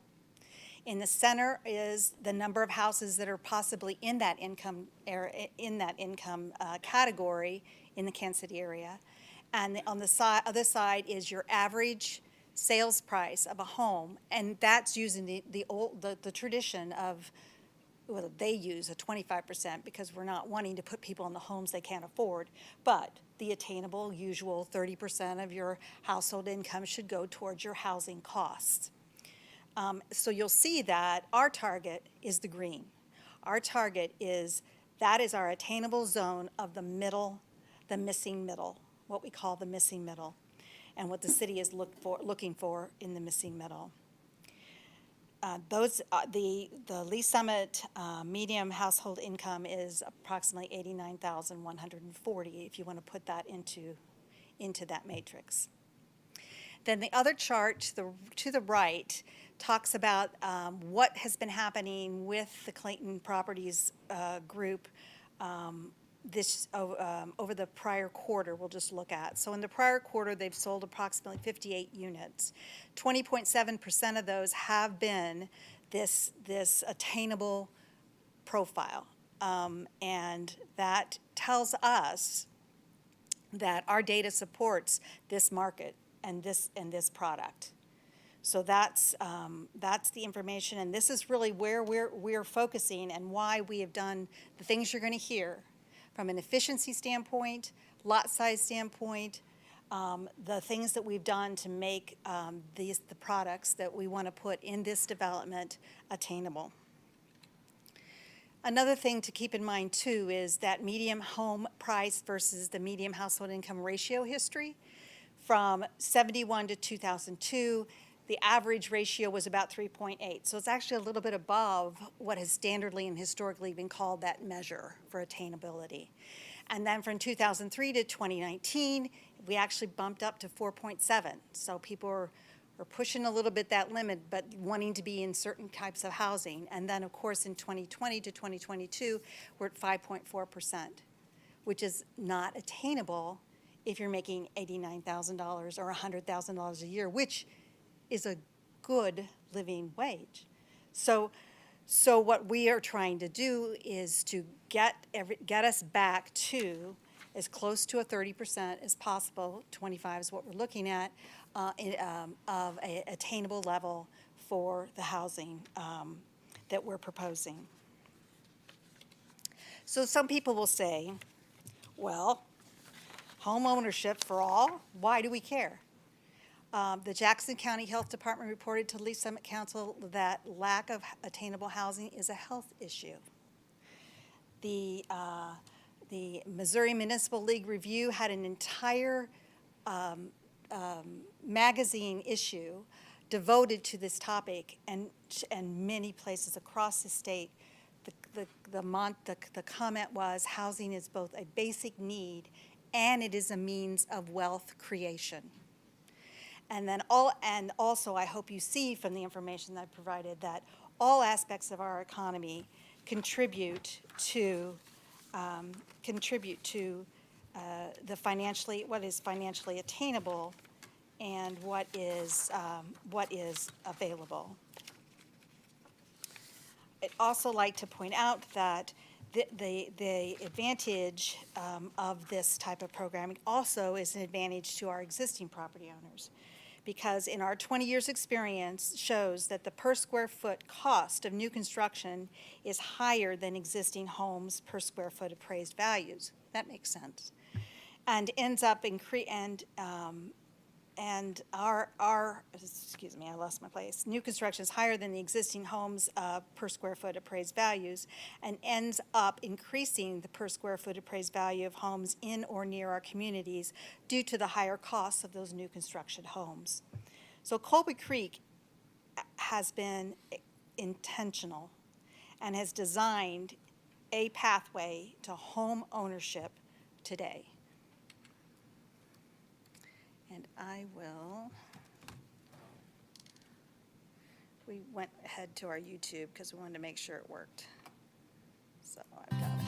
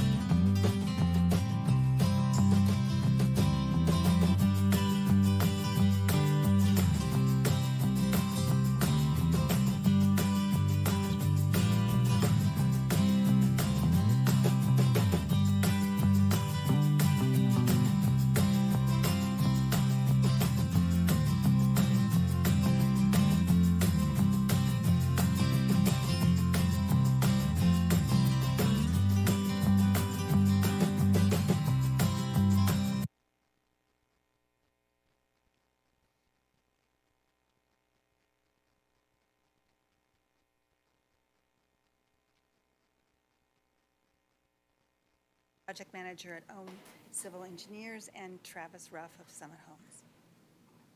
Thank you.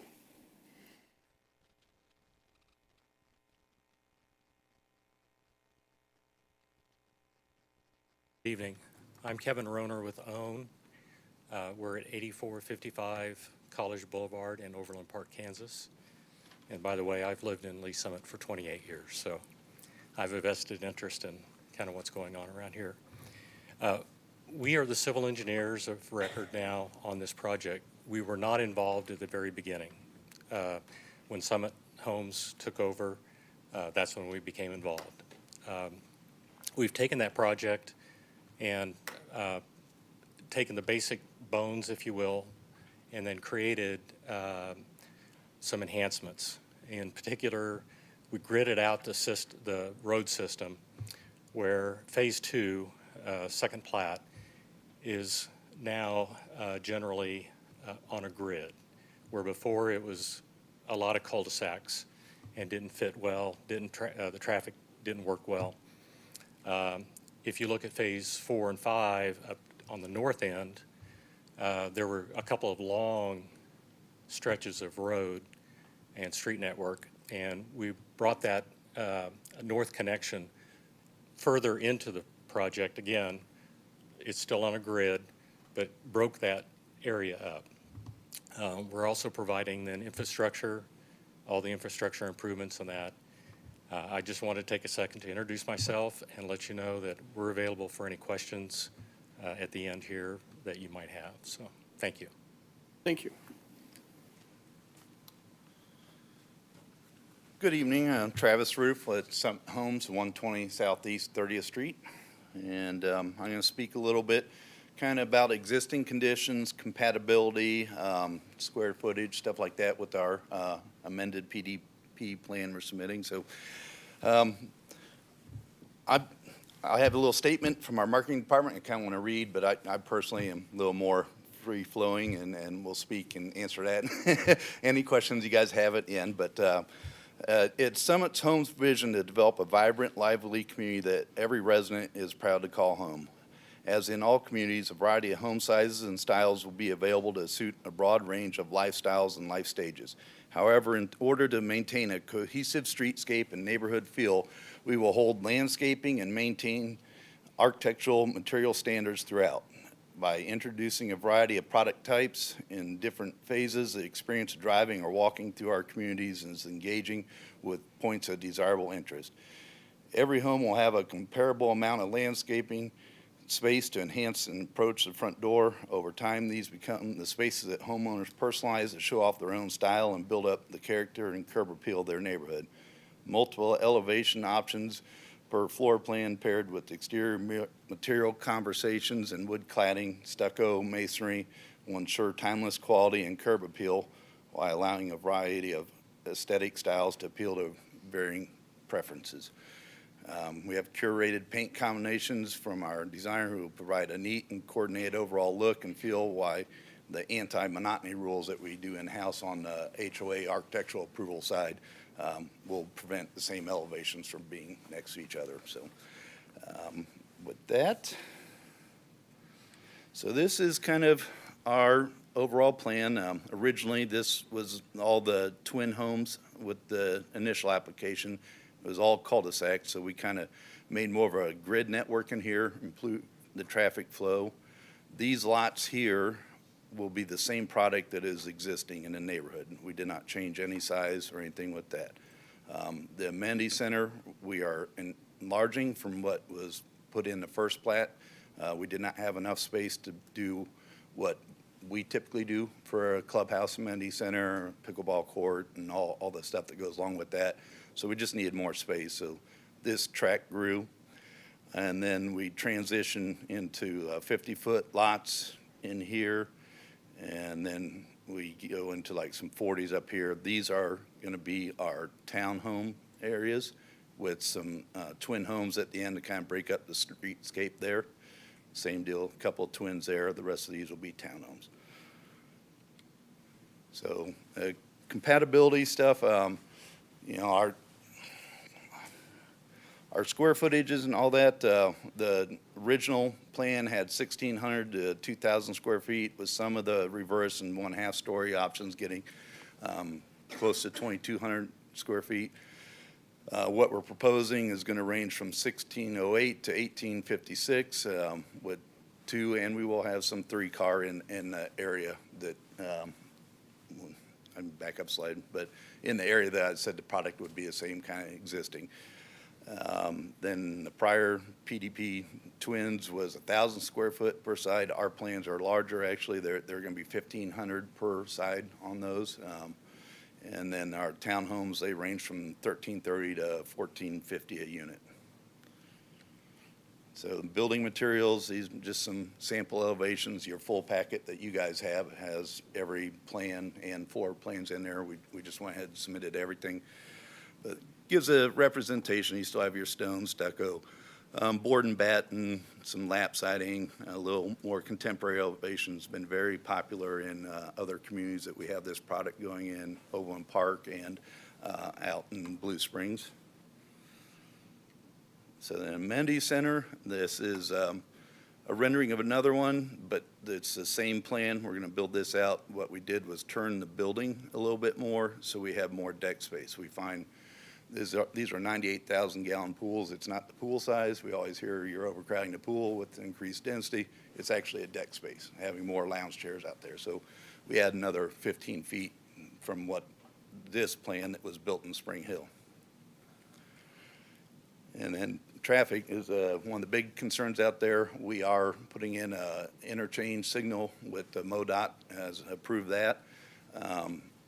Getting rid of the cul-de-sacs, more grid layout, more efficient traffic flow, and then we're dedicating additional right-of-way for that. So with that, I'm going to turn over to staff. Shannon has a very detailed presentation, but any questions you have in development, HOA-related stuff like that, I can answer. Kevin would be the more technical and drainage, stuff like that. So, thank you. Thank you.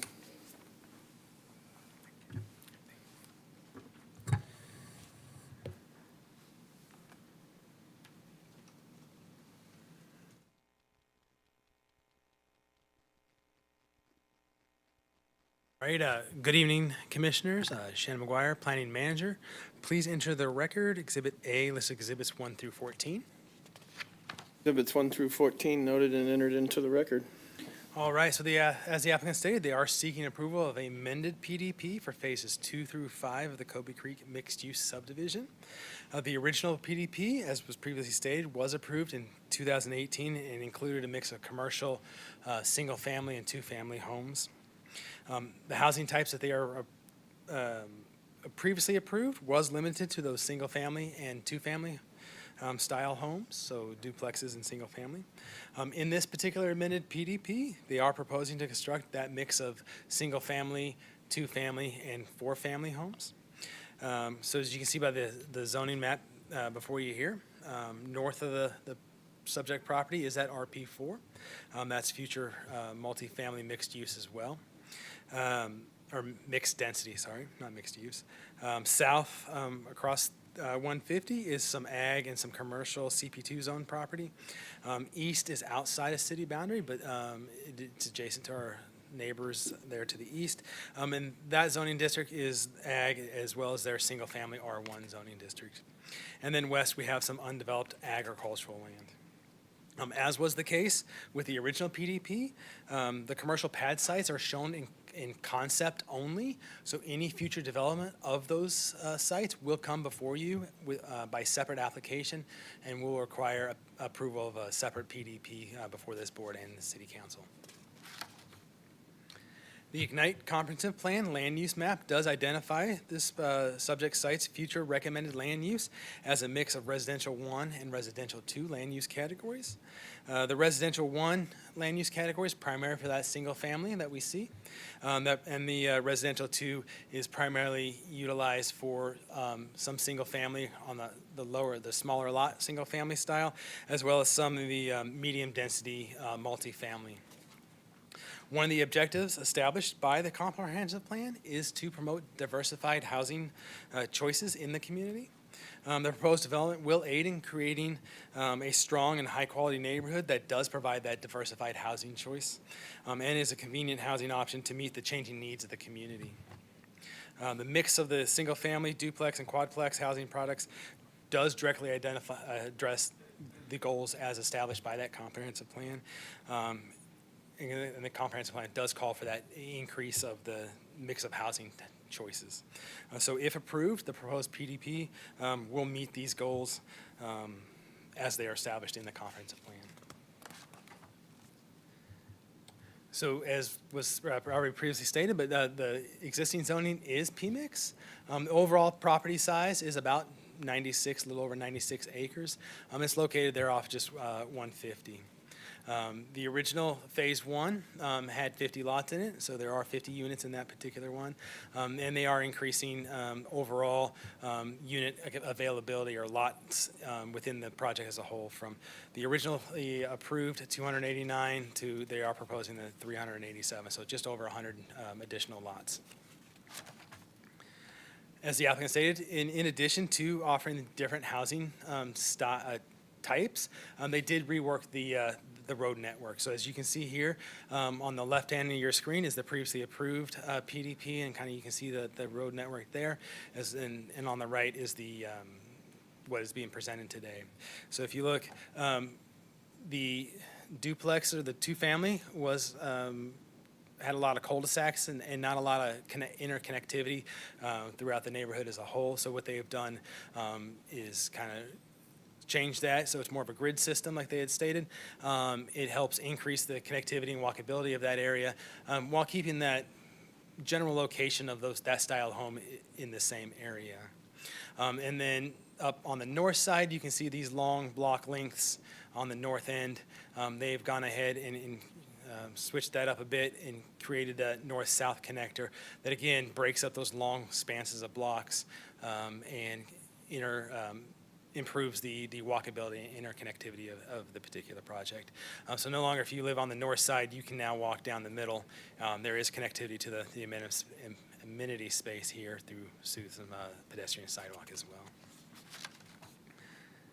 So the amended layout, as you can see here, does do complements the existing by positioning housing types that are similar next to each other.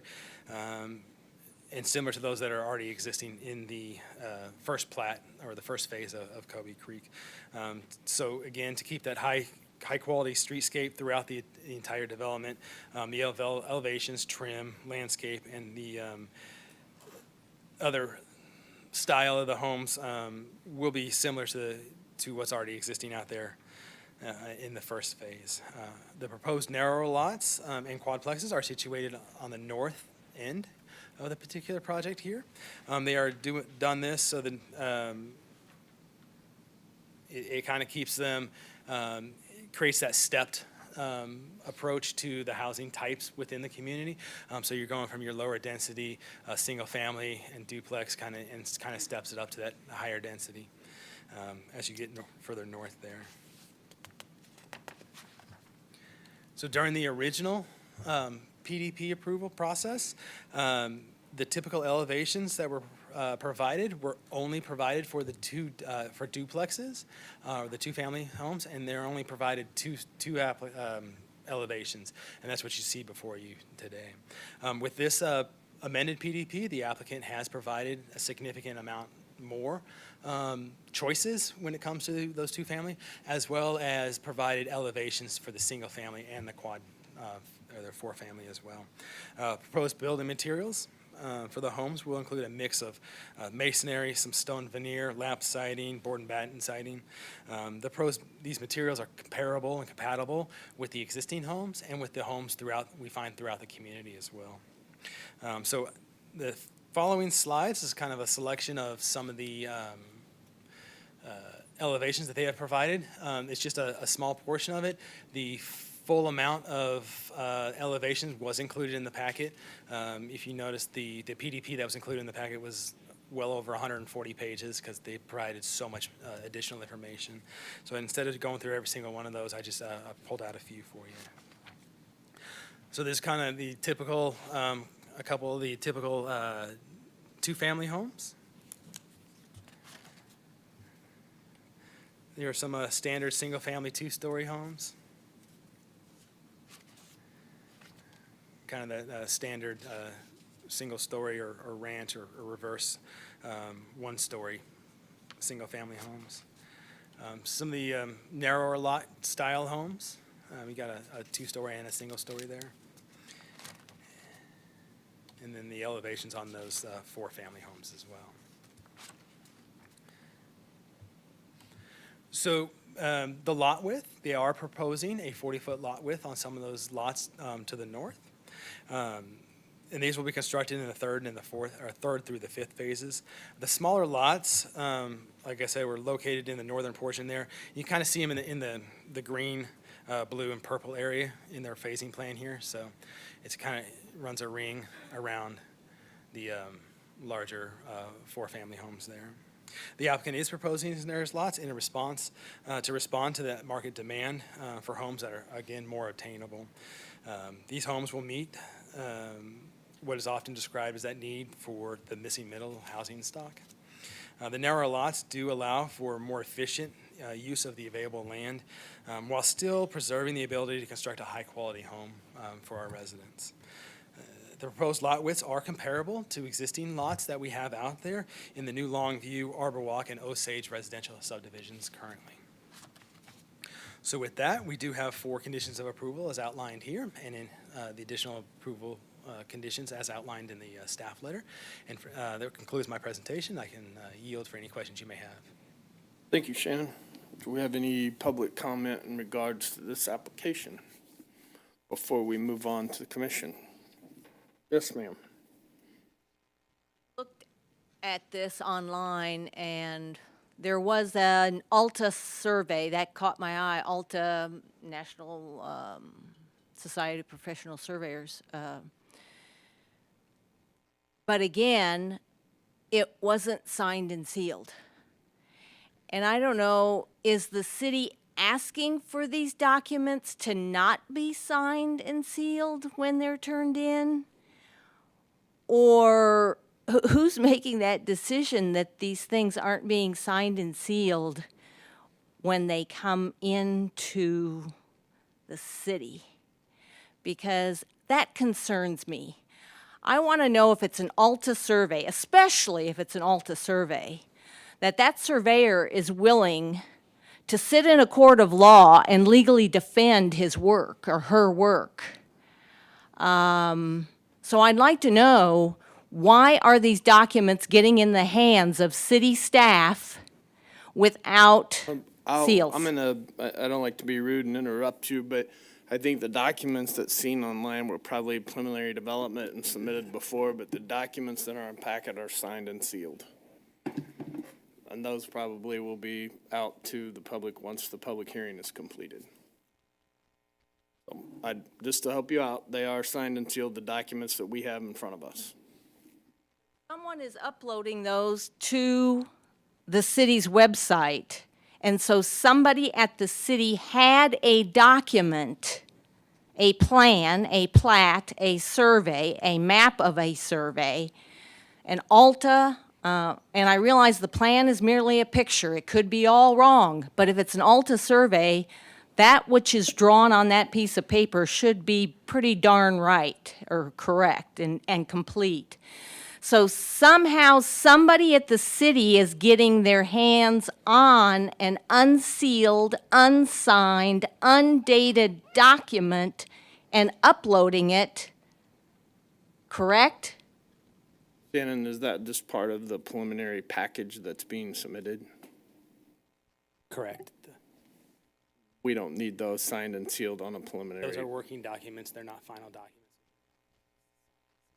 Because what we have here and what I have in front of us is signed and sealed. Correct. Okay, thank you.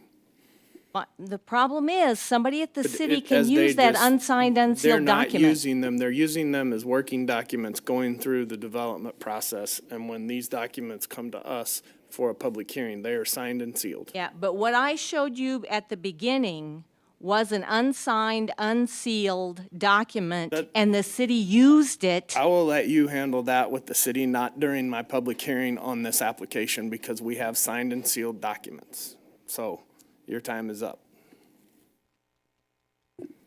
We will move on to the commission for questions. I will remind the commissioners that we are in public hearing. This is for questions, not comments or discussion, please. So I will start, Commissioner Benbrook, go ahead. Thank you, Chair. I'm going to start with the question of materials. So whoever would like to tackle the question of materials. In the presentation, it was said that you guys use materials that have been used on the Kansas side or in other developments. What I meant in that was the architectural elevation of the more contemporary Okay, so ranch plan. Not the material No, itself? same materials. Okay. So what materials are we seeing on these? It's going to be, your sides and rear are going to be the same as everybody else, T111 smart siding. Okay. That's just industry standard. Front elevations are going to be a combination of stone, stucco, board and batten, lap siding. It just depends on the architectural style. And when you say board and batten and lap siding, are you talking an engineered product? Are you talking? It would be that smart siding, and then they run a little trim board to get that architectural look on Okay. it. So, like Oh, I this, completely understand. I just this want to make elevation would sure. be more board and batten. I just wanted to make sure I understood. I appreciate it. Thank you, thank you. And then this one's for staff. Can we pull up the site plan showing this whole development?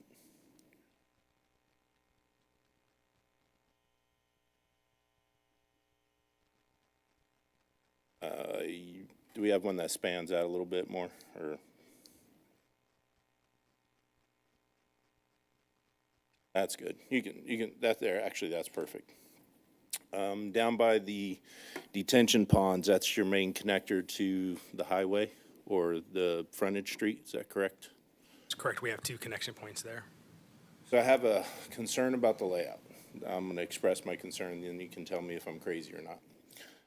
The road that stretches north-south along this whole facility, right, we've got homes along it. That means if I buy, or if somebody purchases a home in that northeast corner, well, let's just say the northern portion, until any kind of through streets to the north are done, that means I've got to drive east or west and hit a connector and go all the way south to the highway, correct? Correct. So knowing how people drive, I highly doubt they're going to maintain 25 miles an hour during that time. We got a lot of homes, a lot of children. There's the community center and the pool. What's going to keep them from going 35, 40? In the old layout, it was broken up. I understand the grid system is efficient for land use. Completely understand that. The old layout broke it up to where you couldn't do 45. If you did that, you were going to end up in somebody's house. So while I understand there's improvement for efficiency, I see going the opposite way as far as controlling traffic. You've got how many homes in here? 387 total units, right? Let's just say since these are all going to have a minimum of a 2-car garage, you can have 750 cars a day, possibly making multiple trips through that neighborhood. I'm a little concerned. I'm a little concerned about safety. So what do we do? So I would,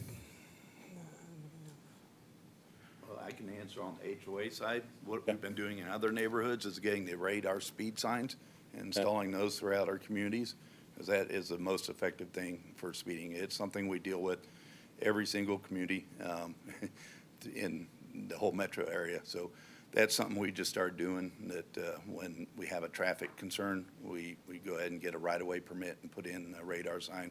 We have a few of them down Stony Creek, and looking to add some in other communities here that issue has come up. Okay. Do we have a secondary solution? We do.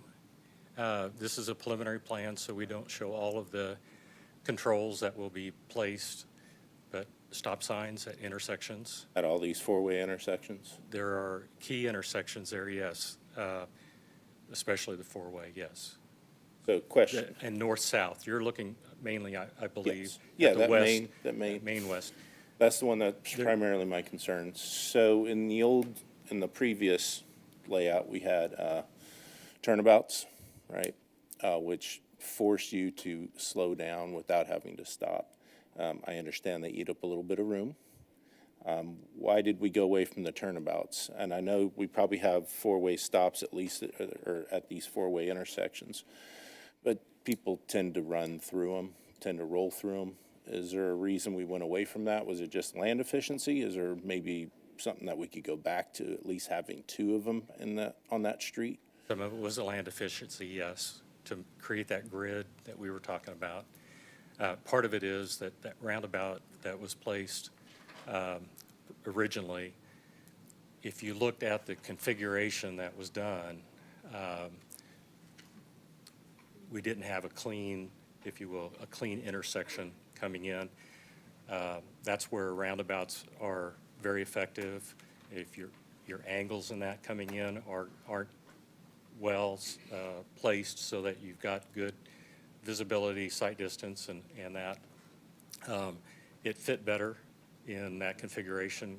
That, again, that wasn't something that we did originally, so I can't speak to all the reasons why it might have been in there. But in order to clean that up, the whole grid area, we eliminated that, still made the connection to the west. And then, yes, it looks, that long length was still there. It just had a couple of smaller curves in it. But I think with traffic control devices, we should be able to control that. Now, you can't control everybody, I understand, but the signal or the signage can be placed and will be placed. Yeah.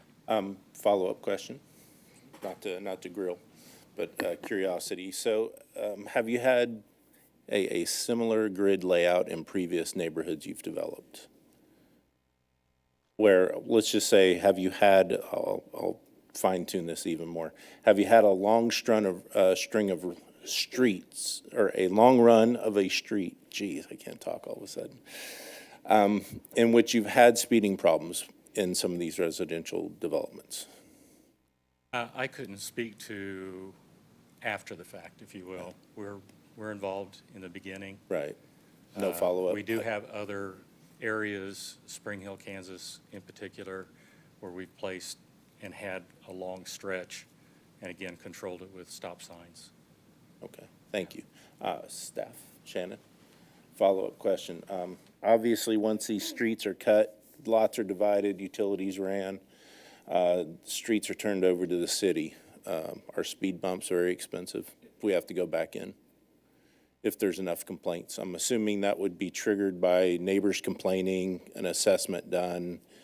I'm assuming speed bumps aren't too expensive. I don't have any, I'm not familiar with the cost of a speed bump.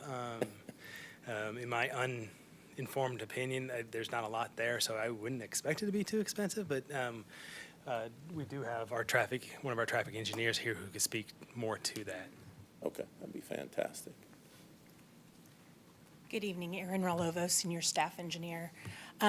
We do have a program, the Neighborhood Traffic Safety Program, that addresses issues like speeding through neighborhoods. It is resident-driven, so somebody calls in with a complaint, we do a study and then determine whether or not the issue is large enough to warrant speed humps. The cost of a speed hump, I know we just bid a job that had 5 speed humps and 1 raised crosswalk, and it was $173,000 approximately for that job. So they're not particularly cheap. However, they are highly controversial and rarely get support within the neighborhoods, or often don't meet the support requirements for the program. So it's a pretty lengthy and strenuous process to get those put in. Okay, and just out of curiosity, since we just had this beautiful presentation earlier about funding of projects, where does funding, like, let's say neighbors come to you, you find you've got the support, you find the need, where does your funding come from out of There that? is a program, and it's funded by the bond transportation sales tax. Yes. Thank you very much, appreciate it. That's all, Chair, thank you. Thank you. Commissioner Jazinski. Yeah, Mr. Chairman, I agree with Commissioner Benbrook on those concerns that he has. That's a long segment of road, tangent section there that's, and it's not all 50-year-old drivers. There's 16-year-old drivers. There's other people that use it, so that's a concern. With regards to the commercial property that fronts, I guess it's not 150 there. I guess it is 150 there. Where is the access to those lots going to come from?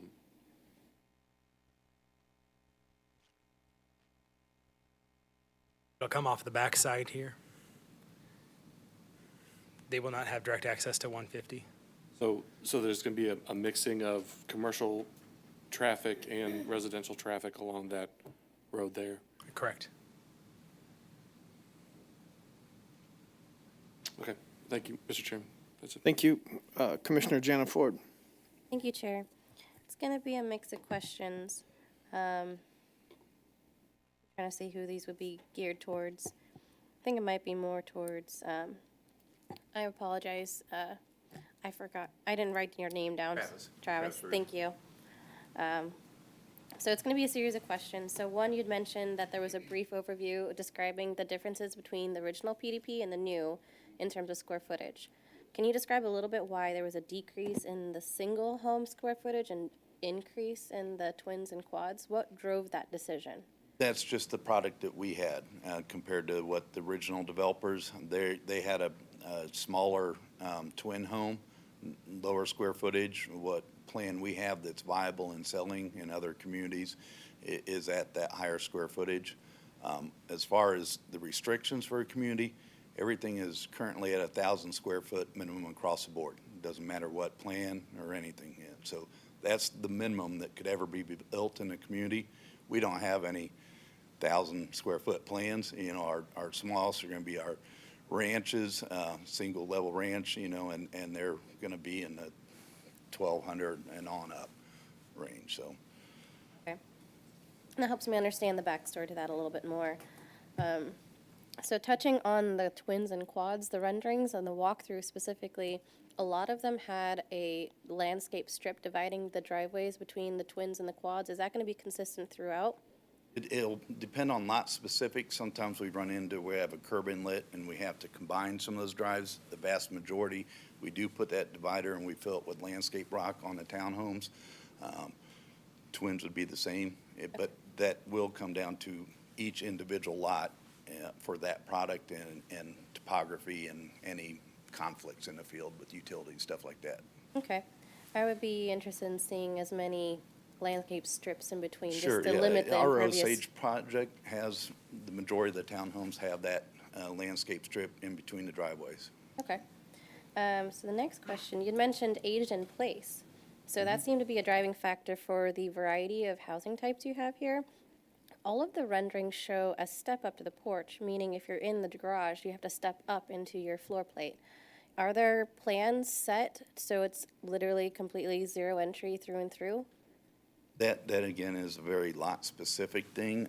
I do have kind of, this site has a lot of topography with it, so this is probably more own engineering, but there's a lot of contours in all of this area, so I don't know if we can get away from steps. It would be a lot specific that, you know, if we have a buyer that definitely wants zero entry, we'd try to accommodate them, but it really depends per lot.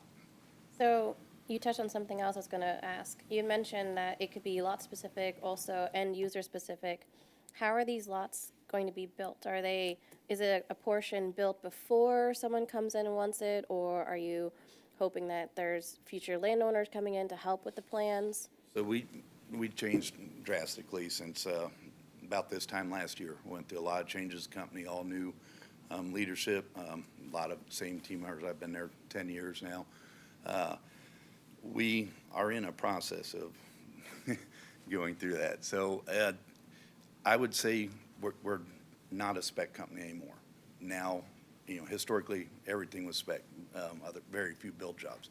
Now we've transitioned, we're a build job primarily, where we're only specing like a model, or if it's infill, because of the narrow lots, we try to sell them in order too. Just makes the constructability much easier. So we try to build down the road, but we are not specing as a company anymore other than a model home or odd reason that we would. Is this the first development that you're switching your previous business model? This in terms of, like, is the building first home? one where we're coming back with a new PDP. Okay. We have other projects, Edgewater in Blue Springs, Arcadia in Lake Lotawana, South Point's in Overland Park that has this product. Osage in Lee Summit has all of this product in there. It's the same product with that, other than the townhomes are they're gonna have to step down because of topography, so that they'll actually look better. Just getting that articulation. The only other way to do it is retaining walls on each lot that probably would end up costing more, but there's just so much side-to-side slope on this. So it's a challenging site. Okay, thank you. And then, can we flip back? There was the really nice diagram that had the previous and the current.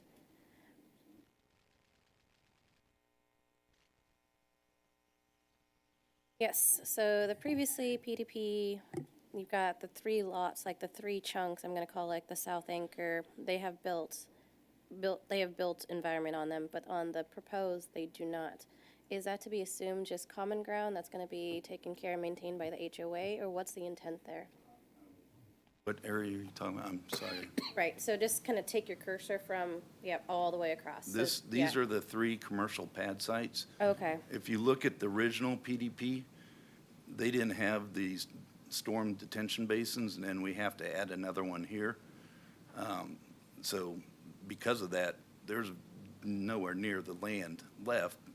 This was supposed to be a senior center is what they wanted, and then some like, fast food or something. We have no idea what that's gonna be. There's not the land there to do what was originally planned. They just don't have it. So it's gonna be smaller uses where it's a coffee shop or something, but whatever that is, we'll have to come back through a new PDP for that unit. And we just have it listed with the broker and, have no idea right now. okay. And then sidewalks, walkability was a big thing. Are sidewalks gonna run on both sides of the street, one side? How is that defined? One side on this. Let's see if I can pull up bigger. Maybe we can. Oh, well.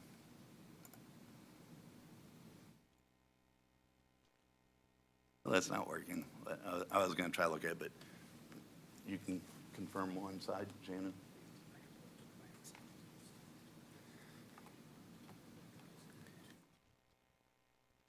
I believe the single family are gonna be a single-sided. And then I can pull up the plans here.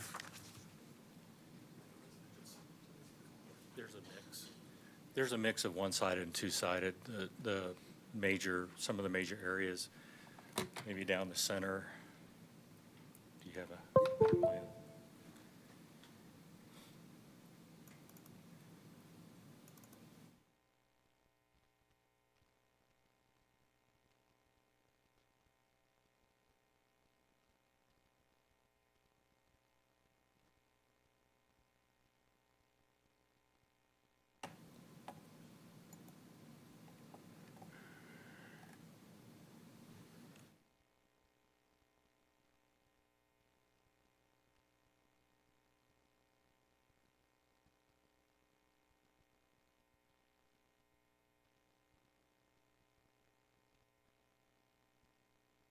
All along what would be the west, or at the top there, the west end edge.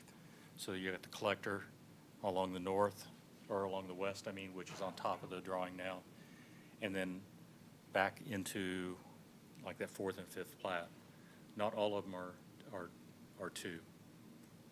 So are any of, I'm gonna call them the twin and quad islands, are those not getting any sidewalks? You're getting sidewalks, but not on both sides. Okay, so if I'm on I see it's like lot 272, I would get a sidewalk. Twins have them on both sides, excuse me.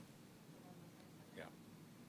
Then if I'm looking at lot 272, which is in 5th plat, top corner, one of the twins or quads, yep.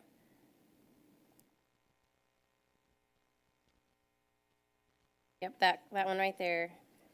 Grab my glasses. Are we up here? Yep. I'm just curious, so if I were to look at those 2 slots, 272 and then right across 271, are those both gonna have sidewalks? Yeah, okay. If you need to come up to the front and give us your name and address for the record, please. Trevor Fox, 8455 College Boulevard, civil engineer from OWN. Do we have the ability to zoom on this? I'm gonna switch computers. so we do. Okay.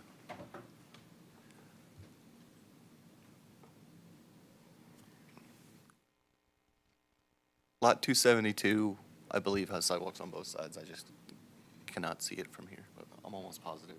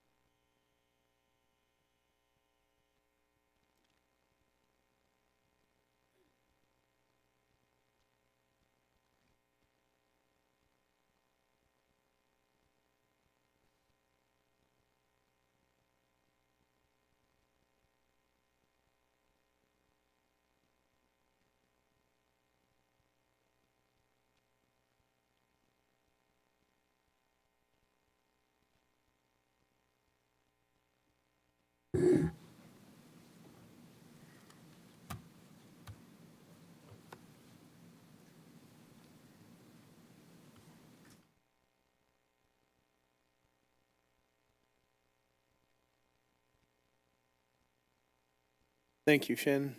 Yeah, so you can see this is a 5-foot sidewalk here, and then as well on this side. Okay. Do you mind just panning through the whole thing just real quick? I just want to see the sidewalk run, so to speak. So through the twin area, again, sidewalks on both sides on this street, as well as the interiors. Again, down here on Kingstree. And then the residential collector, Covey Creek Drive, I believe is required to have 2. And then, Almost looks like on each island, you've got sidewalks on both sides. I think almost all of the streets, yeah.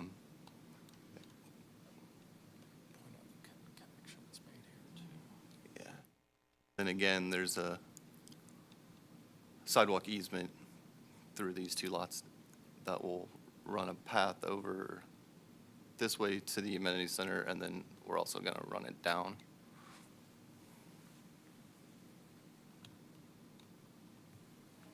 Thank you all. That's all, Chair. Thank you. Commissioner I Trafton. would like to make one comment, if that's okay. Before, I forgot to say that we are going to build all the homes in this neighborhood to a new Energy Star, so there'll be 2x6 walls, all the stuff that comes along with that.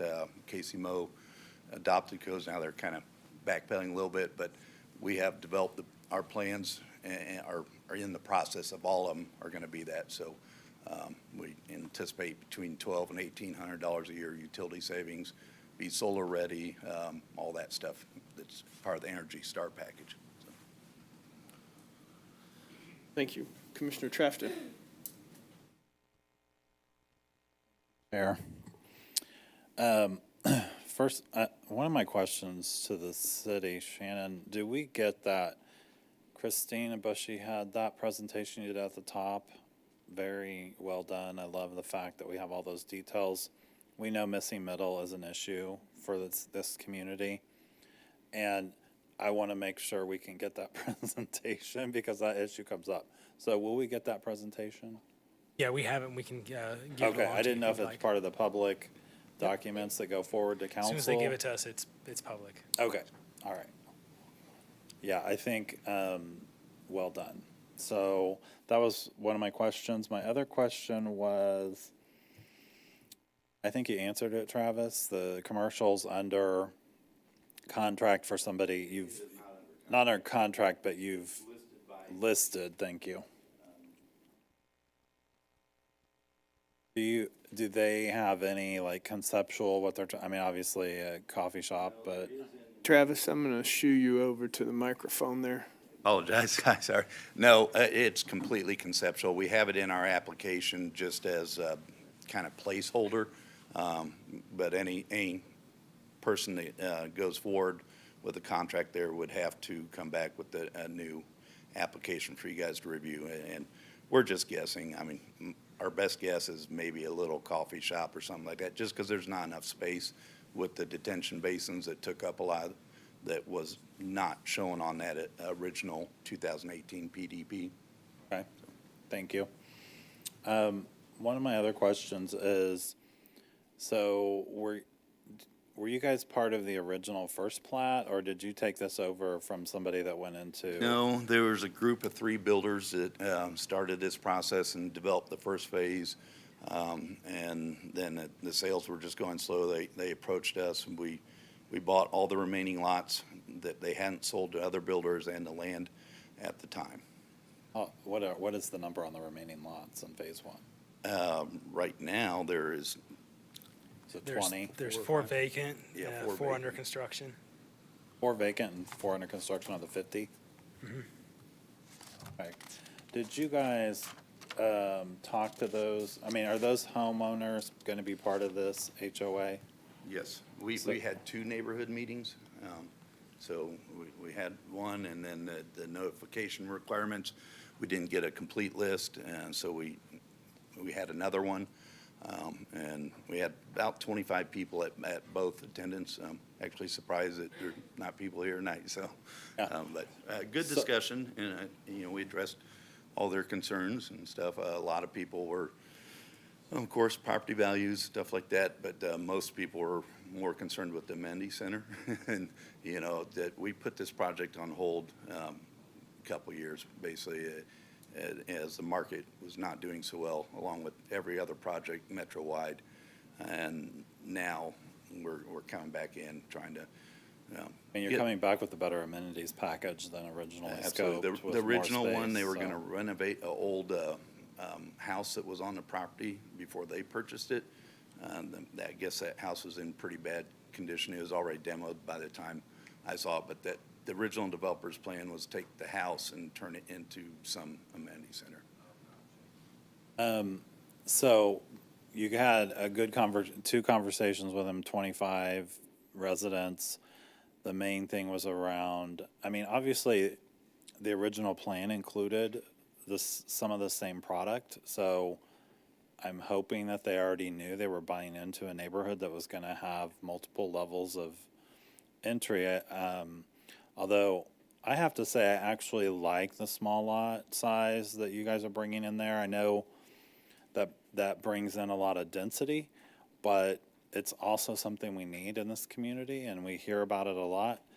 So, but were there any other, was there people opposing kind of your plan? Yeah, or- there was opposing, just concerns about property values, which Christine kind of spoke to. Our experience as new construction drags up everything. This is realistically, if you guys approve this and council does, we are best case scenario 24 months, if not later, before we actually could have a home finished in there. It's going to be every bit of 18 months to develop that first phase on the infrastructure side, another 6 months or so on a home. And so it's a ways off as far as any product in there. And just kind of a general comment, I started developing for Dave Gale and Winterset 22 years ago. At the time, we were $250 a lineal foot for street, high level, estimating a project. We're over $1,400 now. So that's why we're wanting narrower and more attainable lots. The only way to reduce price is to go to a higher density. Yeah, I mean, it looks like you're first building out the rest of the single family, and then the twins, as you call them. It looks like twins through the whole area.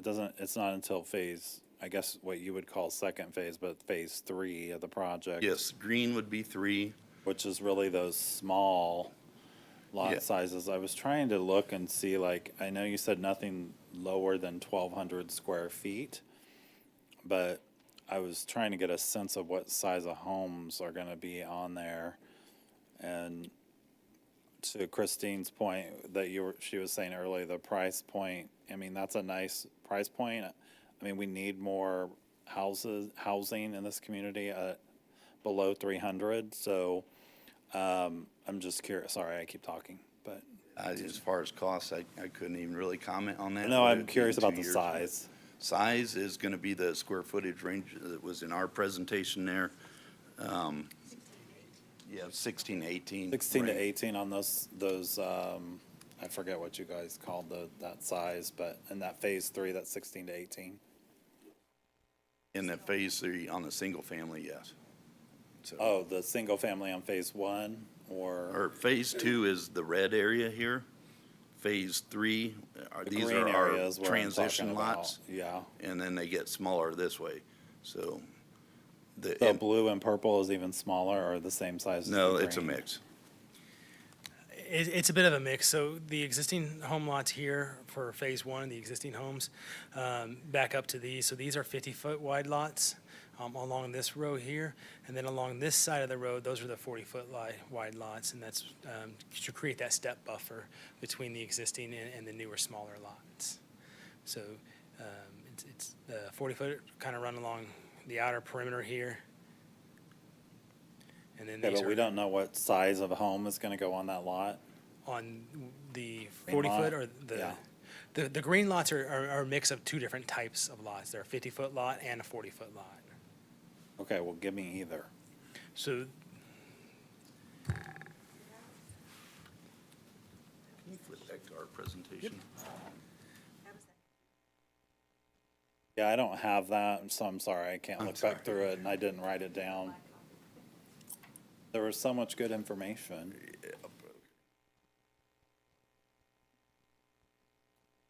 I'm just trying to get a sense of what size home are we putting on those smaller lots? Was that I in like staff's? it.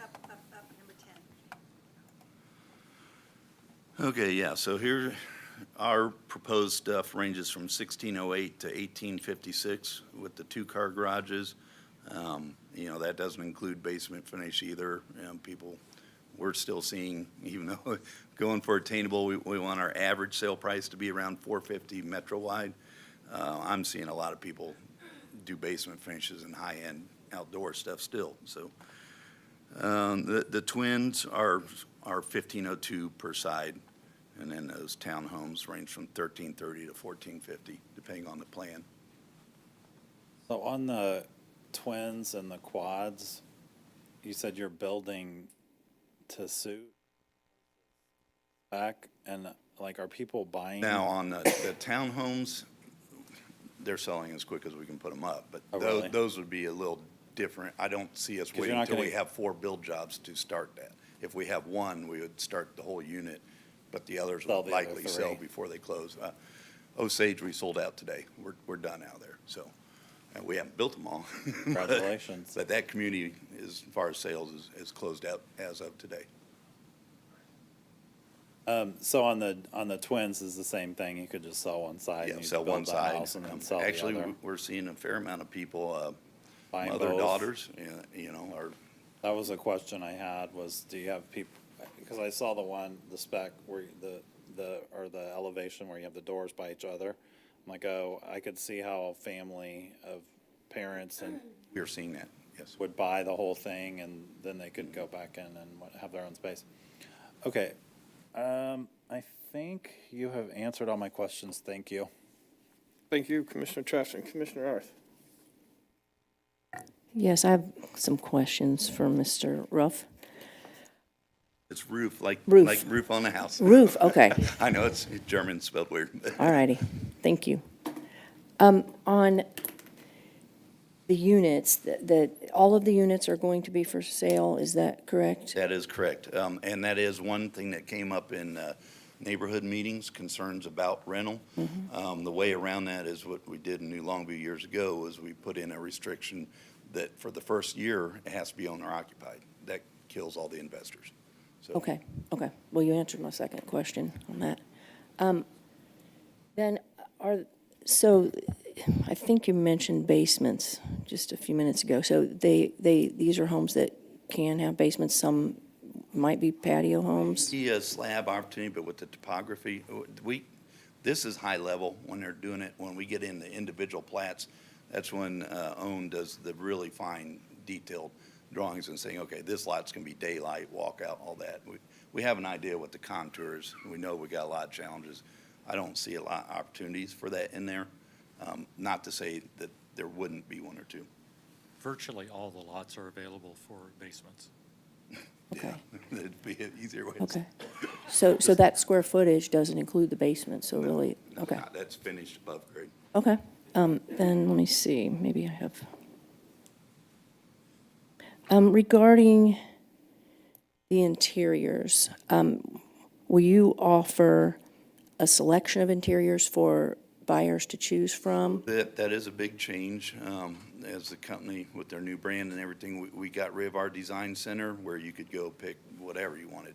We have like Series 1, 2, and 3. The Series 3 would get back to if you upgrade everything like you historically could. But they are all, we have on-staff designer. He does curated packages. So you choose your package 1, 2, or 3 to get what level finish of it. It's just a way to get the cost down, go to not so expensive light fixtures, all that stuff, that anyone can go down to Lowe's or Home Depot and easily swap out. It's giving people a price point they can get in the box that's built to Energy Star, but then make those upgrades later, or you can pay for it now and have that third tier, but you're not going to be able to go pick, I want this tile from this vendor and that, those days are gone. Okay. I think that's all I have. Thank you. Thank you, Commissioner Arthur. Commissioner Frazier. Mr. Roof, just a couple of questions / comments. So you mentioned the HOA. So does that, I'm assuming, perhaps not, that it is maintenance provided on some or not all? No, For the multi-unit? right now, none of it is maintenance provided. We'll have to do a supplement for the townhomes. That is a maintenance provided in our Osage, lawn care, snow removal, stuff like that. And actually the painting of the buildings, exterior maintenance. We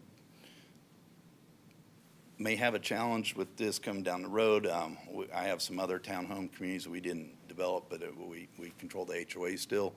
That the insurance, we're getting either non-renewals or they just flat out won't give us a quote. That community went from 12,000 for 68 units to 69,000 this year. So that's something we're looking at long-term. That we're probably gonna have to have homeowners carry the insurance, not the HOA for those. But You answered a question regarding the basement. So it sounds like some of them will, most of them have the opportunity, most of them will be that just because depending on the lot. topography, yeah. Okay. And then just a comment, there's 387 units, multifamily or single family, and those folks bring in 5 kids. I'm looking at, about 1,000 students that are going to be feeding, I'm assuming is Lee Summit West. And that doesn't include the surrounding companies, the surrounding communities. Just, you guys had any of those conversations? We or have do not you- had conversations with this neighborhood in particular, with school Okay, just- district. We have with our Bailey Farms project, Got it. but not this one. I will say that the school district's pretty sophisticated, and they know with all the PRI land coming, Exactly. they're looking ahead. I know, right. So, Thank you. Thank you, Commissioner Kitchen. Thank you, Mr. Chair. My fellow commissioners have really done a great job knocking it out of the park. I had a list of about 20 questions, and they answered quite a few of them here. So we are down just to the bottom rung here. I know we talked about the need for this level of housing, and that's true. And you mentioned the HOA with the 1-year owner-occupied requirement, and you mentioned it, but is that something that's going to be required in this we will neighborhood? put that in. We Okay. had discussed that for Osage. We were concerned if the market crashed, we didn't want to put ourselves in a box. We had one rental unit down there that's become a problem and had to go through a eviction process with the court, so I'm not dealing with that anymore. It will be in there. Yep, okay, so that's only 1 year. Is that 1 year from the phase development or from the construction of that unit? It's from owner occupied. So when someone buys a home, they can't buy it as an investment property, or I guess they could buy it and sit on it vacant for a year. After that year, though, we don't want to put homeowners in a spot that if they have a life change or something, they may need to rent that out. I'll save my comments for later on that one, but, okay, so that's, what's your target demographic on these four? I noticed you guys kind of said a plethora of individuals, and I kind of have to agree with It's that. everybody. Really, what we're going is the firefighters, police, school, people that aren't able to buy in this community right now.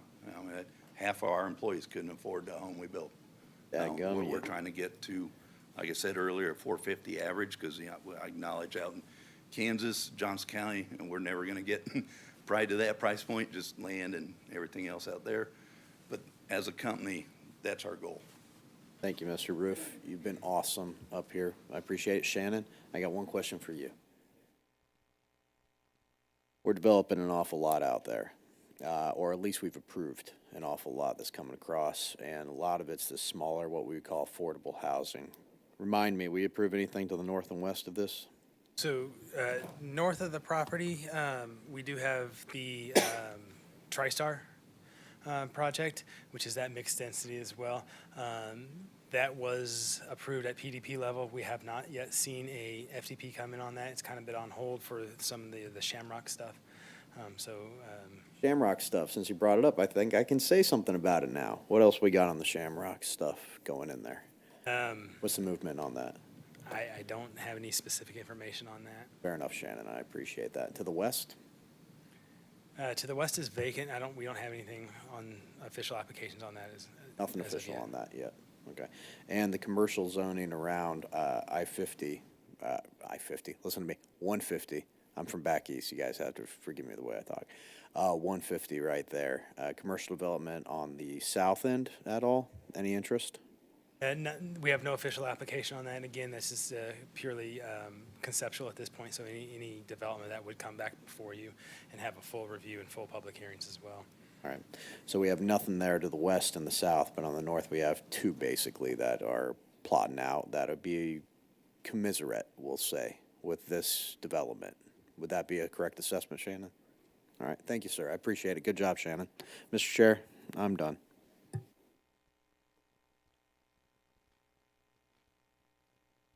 Thank you, Commissioner Kitchens. Commissioner Arth, you had one more question before we?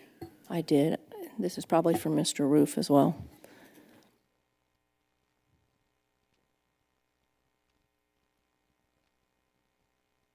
Apologize. No, that's okay. What was the question again? I haven't asked it. I Sorry. just said your name and I actually said it right. You didn't hear me. So on the amenities, the number of units has, or the density has greatly increased. Do you think those amenities are sufficient for the residents? That is why we added from before. Oh, it's on Shannon's computer. Do you have your staff report shows the amenity site plan better? Wasn't that in there? So to speak to density real quick, the previous density was a little over 3 units per acre. This one is bumping that up to about 4 units per acre. That 4 units per acre is consistent with what is allowed in the standard R1 zoning district. So it's not a super dense project when you look at other like multifamily style projects.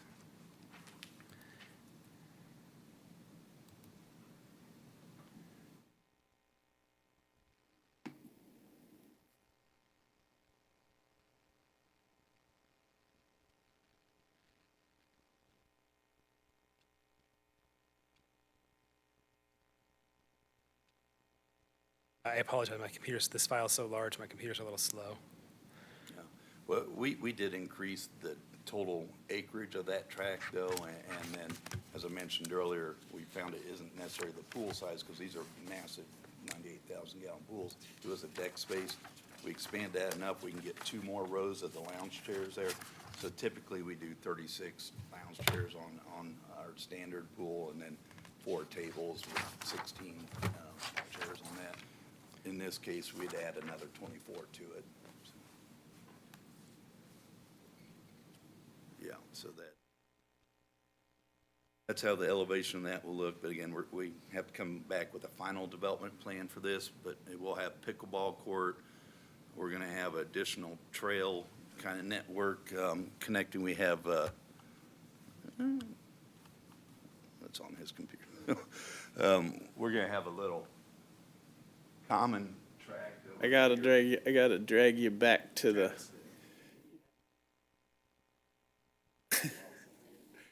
We have such a brilliant audience out there. You have to stay in front of the microphone. Yeah, so we'll have pickleball court. We're going to have additional trail area. There is a fair amount of topography here, but we're going to try to level that, be like a soccer, just baseball sport area. It won't be designated, like with lines or anything, because it's going to be steep still, but an area for them to play. Okay, thank you. Thank you, Commissioner Arth. Mr. Roof, don't run off. Come on back. A couple of easy questions. So on our staff report, we have a figure 10, the Basswood Farmhouse single-family home. Kind of the 2-story, 3-car garage. It looks like, I'm assuming that is lap siding that is on there, it's not a vinyl siding, correct? No vinyl. No vinyl? Okay. And then on the side, that is, you have that in your. Side elevations would be what every home you see here built in, the majority of them, I'd say, is just that smart siding. Smart siding, no, the lap, no vinyl turning to the side, you say no vinyl at all? We don't intend to wrap the homes for four-sided architecture, no. Okay.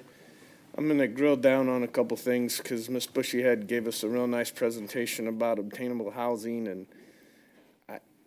I wanna understand price points. So what is the price point of a twin unit? I'm not gonna tell you to give me the exact dollar amount. What is the price point of your twin unit? I swear, Val, our innovation. I'm gonna have to swear her in, please. I don't know what that means. Look over there. There you go. Yep. Thank you. Can you give us your name, please? Valerie Kindlesberger. Okay. So we are building the twin product now in Osage, and I can speak to the price point of those today. Obviously, if these aren't built until 26, we're going to see some increases in those numbers. But today, we are selling those for $330 on average. Or one townhome unit? The townhomes, the quads, the townhomes are twin closer. unit, I'm assuming is a duplex. Right, a twin So is one unit is $330,000? correct. And then the quads are averaging like 309. So what would be, and I know we're dealing with the 1,600 to 18, almost 1,900 square foot, single-family home. What's the price range there? On the single families, let me pull that back up. I just had it. On the 40-foot wide lots, those are currently averaging $425. I don't want to sound rude, but that doesn't sound like, but sustainable housing, 425, it just sounds like another Lee Summit house. That's perfect, thank you, that's what I wanted. Can I interject for a minute? Chair, just to keep in mind, these are 2x6 walls, which are going to increase the cost per square foot. That's why we're seeing the costs that we are compared to a 2x4 home. It would probably be reduced significantly, but these are Energy Star homes, which do take a greater material cost. Okay. Travis, one more thing on, can we, I guess for the sake of, I guess, my thought and keeping this in a public hearing with a question, can you put stronger restrictions on the HOA versus 1-year ownership? Can that be, I know there's a lot of communities out there. I live in a community that our covenants, our HOA covenants says no rentals, but I understand the state of Missouri has a rule that says if can show you're in financial disarray, you can rent your property. Is there a element, and I'm sure Ms. Bushyhead would know this, is there an element to go into the HOA that says you would have to prove financial disarray to rent your property? We could write anything in the restrictions, honestly. We'd have to think about that before I can commit to that. Sure. Our logic was we did not want to leave a homeowner in a spot that they had a death 5 years down the road or whatever, and they had to move away something that, and couldn't sell the home, we wanted them to have that ability. I personally went through that myself in New Longview, so when I got laid off in '09, I would have been in a bad spot if those restrictions did not cap it at 1 year just to prevent the investors from buying. That's what we're after. We have a lot of communities that have a lot of rental homes, as long as the people take care of them, older stuff like Stony Creek, things like that. I have quite a bit of rentals in there, and we haven't had a lot of problems with it. But to answer your question, I say we're open to it. We just need to really kind of wrap our heads around that. And Sure.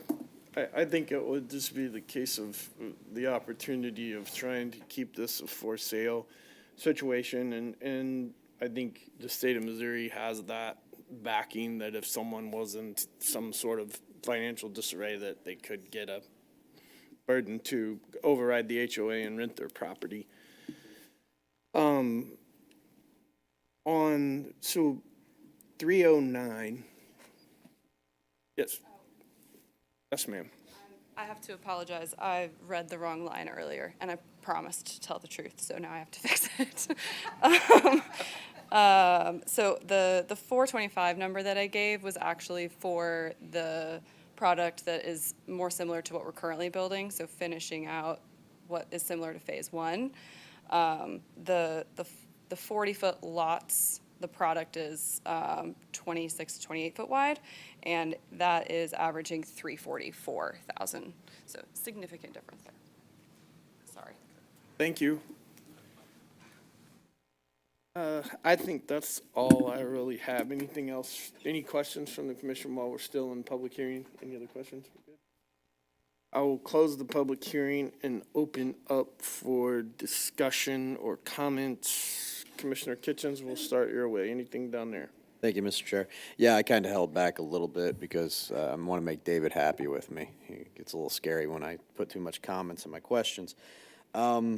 I think we all remember 08, 09, and right now of the personal opinion, we're staring down the barrel of a lot of homes flooding the market here real quick, especially if the rates drop.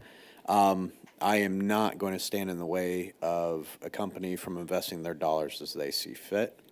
And I do think we need more affordable housing here in Lee Summit. Now, affordability is the question on this one. I have to agree with Chair Funk here that these houses are a primo product. There's no disagreement with me that this is what they're worth. The question then becomes, we have 3 developments going in right there that are basically primed. I know I drool at them when I look at them from an investor point of view, of picking them up, holding them, and renting them out. And I am so glad that there would be an HOA consignment that would keep me from doing that, because I don't have enough money to do what I would like to do with it. There's a lot of people that do. And we see the institutional investors coming out in droves. We do not want to be owned as an institutional investment community here in Lee Summit. That is not what we are about. Now, at the same point, we have to balance that with kids coming out of college. Man, they hit it home when they said firefighters and cops, right?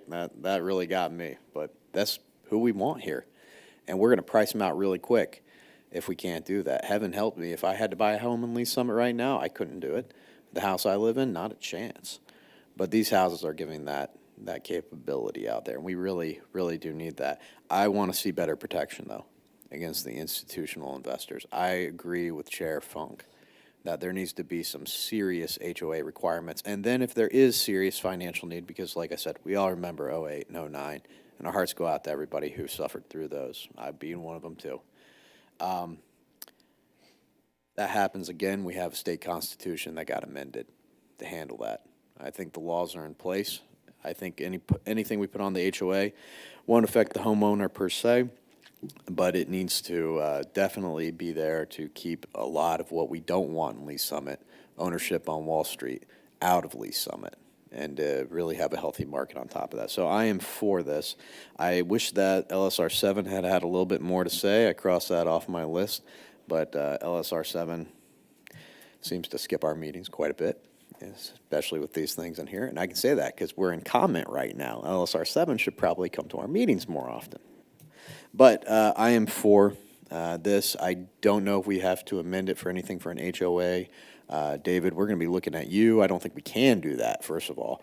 Yeah, but it's definitely something we want to see come out from the developer on this, and I know City Council will probably hear this and rail on that a little bit too. But that's our job, is to line up the putt for them. So, Mr. Chair, without any further ado, that's all I have to say, and if there's more comments, I'm glad to hear them.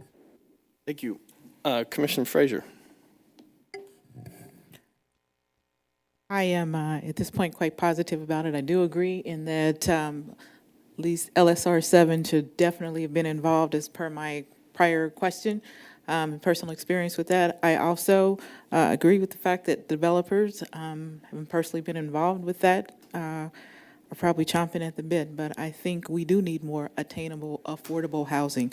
And in this community and probably a lot of the other communities in this particular region, I like what you're doing, but to the extent that you can further protect from developers and with the, with the rental clause that you may include, I would appreciate that and like to see a little bit more, a little bit further development on that particular piece of it. Thank you. Commissioner Arth. I feel like this project is very well thought out. The quality is there, and so it offers attainable housing, and it's not cheap. And I think that's really important because we do want to offer housing for people in our community that doesn't just look thrown together. So I think it's a very well thought out community, and I would say that I concur with these two commissioners regarding the trying to protect against institutional investors. I do not like the idea of Lease Summit being owned by institutional investors, as Commissioner Kitchen said. So I would encourage you to look hard at that HOA covenant that you put together and see if you can do something for that. But I think this project is a very nice one, and I will vote to recommend approval on this one. Thank you. Commissioner Trafton. Thank you, Chair. I agree with a lot of the other comments that are being said here tonight. I know this is product that we need in Lease Summit, and I am supportive of it. I get a little heartburn on the price point because we're still, in a single-family home, we're still at $344 for a 1,600 to 1,900 square foot home. And I get it, like the prices keep going up, and that's probably still a good deal, and it sounds like they're selling this out, so obviously we know people are willing to buy it. I do believe, I'm trying to figure out, like, how do we get below 300 in this community for people? Because, a new couple with a job, they can't even afford that. So maybe they could go into a quad, but I still believe, like, we need to be building more middle housing, and this is right. I like how it's designed. I believe, I do believe they need to have sidewalks throughout the whole thing, and it looks like they do. I don't know why we'd go back to the 80s and build sidewalks on one side of the street, but, I understand it's a cost-saving measure. But yes, I support this project moving forward, and I'd like to see how it gets built out and all that good stuff, so thank you. You, Commissioner Jana Ford. Thank you, Chair. I have a couple of comments. One of them is I do appreciate the sidewalk. I mean, you had several points what the mission for this project was, and walkability was one. So seeing them on both sides, nice. And then the energy efficiency. We just updated our HVAC, and I wish it was done before we moved in. It's such a cost saving, so that's also nice just to walk in and not have to worry about that. But I would have to say, I would like to see you talking about age in place. I wish there was more evidence shown on the projects that there was going to be like more priority put to actually following through with that age in place. And I understand topography has a huge factor in it, but if it's one of your statements and your missions, I think you kind of need to prove that's your statement and mission. Age in place is something I feel very strong about because it's so important. I live in a neighborhood where there's a wide variety of ages, and it's really nice. I have a young daughter, and our next door neighbor is elderly, and it's so cute seeing their relationship. So seeing something where you can encourage that is nice. So, thank you. Thank you. Commissioner Szynski. And no additional questions at this time. Commissioner Benbrook down there. Yes, thank you. I'll make this quick. I know this is exactly what we've talked about as a commission, as city council has talked about, and the planning staff has made provisions for as far as changing up the lot size and giving developers a little bit of flexibility. I like what I'm seeing with the elevations and materials. I understand the efficiency of it, the floor plans, the land use. I think it's great. I think the only way you make this cheaper is to move locations. Unfortunately, our success is also now our worst enemy, right? As a city, we've been successful and our land values have gone up, and now affordable housing is challenging. So I think this is a great attempt at providing that. So I'm definitely in support of it. Outside of that, I think that's it. Thank you, Chair. Thank you. I go right along with all my fellow commissioners to Ms. Bushyhead and Mr. Roof and the whole team of, this is what we asked for. I mean, this is what we've worked hard for. Staff has worked hard. We've set through presentations of getting lot sizes changed and different things done like that. And I may have grumbled a little bit and made you swear in and all that kind of fun stuff, and you almost didn't tell the truth. But it's just hard to believe that we're seeing $310,000 to $425,000 for obtainable housing, and I know you guys are doing the best you can and with the product, and just sharing with all my commissioners said, this is a great job and a great presentation, and I think it'll be successful for everybody. And with that, Mr. Kitchens, would you like to provide us with the motion, please? Oh, you bet. I move to recommend approval of application number 2024073, preliminary development plan, Kobe Creek, 500 Southeast, M150 Highway, Clayton Properties Group applicant. I have a motion and a second. Could I get a vote, please? Mark Kitchens. Yes. Sherry Frazier. Yes. Dana Arth. Yes. Donnie Funk. Yes. Terry Trafton. Yes. Tanya Jonna Ford. Yes. Chip Chizinski. Yes. Randy Benbrook. Yes. The application has been recommended for approval. Hey, just work on that HOA thing for us, man. For council. Thank you. Yeah, no, I got approval all right, so that will be in there. Thank you. Those are popular now. We will move on to our other agenda items, and we have election of officers. We'll start with a nomination for secretary. I would nominate Mr. Terry Trafton. Second. Nomination is second. I'll accept. We got to vote, Terry. Hold on. We got him. Could we have a vote, please, for Terry Trafton as our secretary? Mark Kitchens. Yeah. Sherry Frazier. Yes. Dana Arth. Yes. Donnie Funk. Yes. Terry Trafton. I guess I'll vote yes. Tanya Jonna Ford. Yes. Chip Chizinski. Yes. Randy Benbrook. Yes. Thank you, and we have Terry Trafton as our secretary. Shannon, do we carry an assistant secretary? Yes, we do. Yeah, that's what I thought, because you used to be the assistant secretary. I nominate Jake Lovelace, who is an absentia, for the assistant secretary position. I'll second it. Okay. Could I get a vote as Jake Lovelace as our assistant secretary? Mark Kitchens. Yeah. Sherry Frazier. Absolutely, yes. Dana Arth. Yes. Donnie Funk. Yes. Terry Trafton. Yes. Tanya Jonna Ford. Yes. Chip Chizinski. I guess attendance is mandatory, yes. Randy Benbrook. Yes. He's going to kill us. Just waiting to see if Jake has any comments in the text message, but I guess not. So Jake is our new assistant secretary. I would nominate Miss Dana Arth as the vice chair. Second. I have a second to nominate Dana Arth as the vice chair. Could I get a vote, please?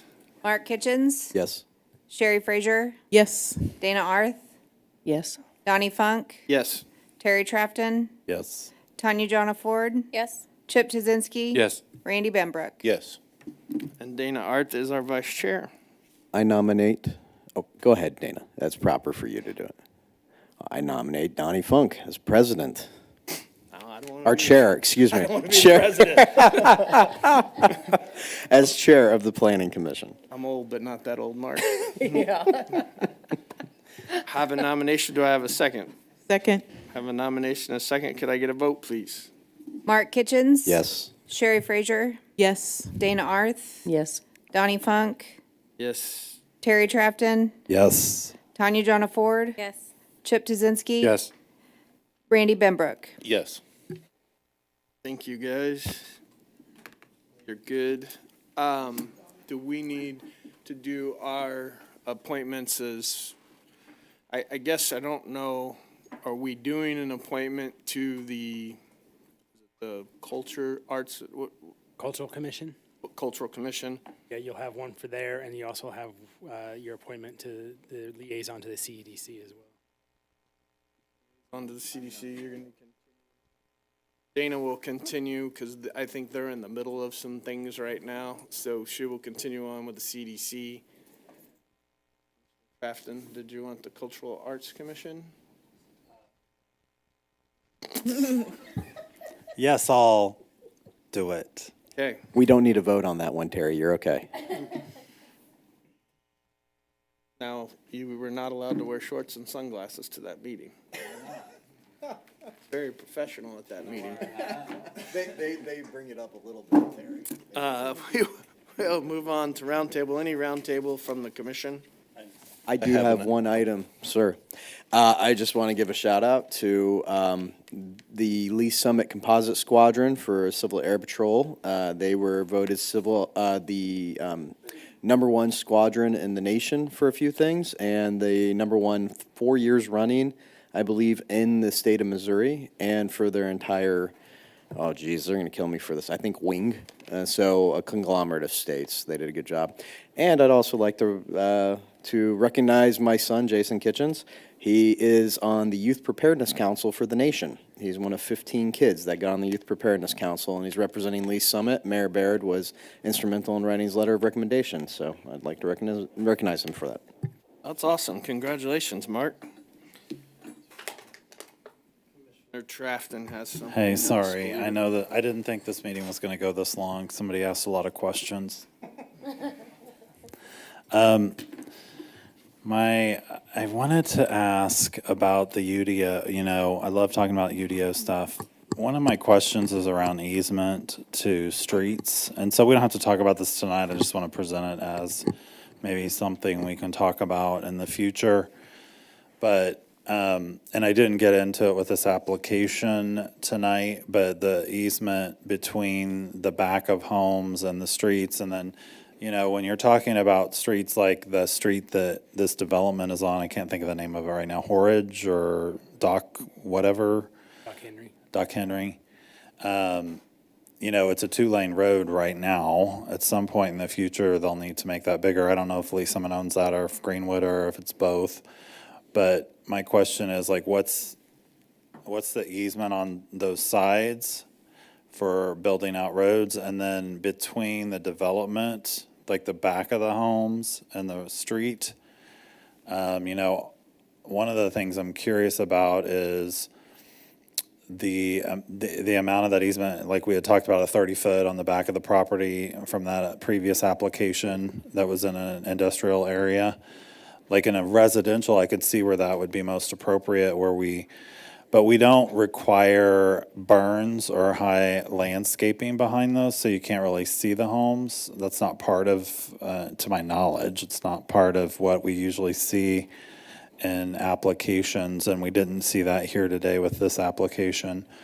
But I'm curious about, I've just seen other communities where that's you're seeing development, project very similar to this that I was in, but it was actually really nice to see those high burns, like we're talking 20-foot burns with lots of landscaping between the housing addition and the road. So I just am curious about that, Amy, and all the research you've done, or I know you're the research analyst back there. I'm just wondering about if at some point, we could talk further about that. I'm just curious about where the city is sitting on that kind of a item. We don't need to discuss it tonight, but I just want to bring it to you for further discussion. Is that okay? Yeah, we can have further discussions on that. Just real quick, to talk about the easement, it's going to really depend on the classification of the road and what type of road it is, whether it's a residential, arterial, or a collector, that increases that. Okay. And then the other thing is, I think Commissioner Frazier brought up a good point about the school district ratios of homes and apartments to students that it actually brings to the community. We did get some information from Dr. Buck a couple years ago. It's a little old at this point, and so I'm wondering kind of if they have, because they track this information, they have it. So it would be nice if maybe we could get an update from the school district on current standard ratios of X homes equals X students, in developments like this. Then we could say, we know it's going to bring 1,000 students, or we know it's going to be 400 students most likely. Yeah, we could reach out to them and see if there's something they'd be willing to. Okay, thank you. That's all. Any other? Commissioner Benbrook? Yes, I'll make this quick. I would like to request staff to adopt a practice, and maybe it'll save us some time in future meetings, that any working document that is in a sheet form, a professional sheet form, where the stamp goes, that we require a not for construction in quotes in the stamp location. So when our citizens get online to look at these documents, they are aware that it is a working document, because anybody that is not in the profession or as part of staff is not going to understand that. I actually have one of those not for construction stamps that when I do a demo drawing that so it's pretty easy to get, and it might just save us 15 minutes of our life. Just a request, please. No, I understand, Shannon. Anything else from the commission? Staff roundtable? I do have a couple updates. I got some good updates and some not so fun updates. The Second Street, if it didn't open today, it's opening tomorrow. So it's open now. So it was scheduled to open tomorrow. It looks like they opened it early, so that's exciting news. The counterpart to that is Third Street's going to close down on Tuesday, 3rd and Green, and that'll be about a 6-week closure. A lot of infrastructure work right in the intersection at 3rd. Other updates, we do have a couple new planners that either started this week or will be starting next week. So you may have met Claire before the meeting there, but she will be attending our meetings here shortly. She's a senior planner, and then we'll have another senior planner starting on Tuesday of next week. Her name's Adair. So, Claire and Adair. So you're not going to have to present every application anymore? I hope not. Yeah. Anything else from anybody? Thank you. We are adjourned.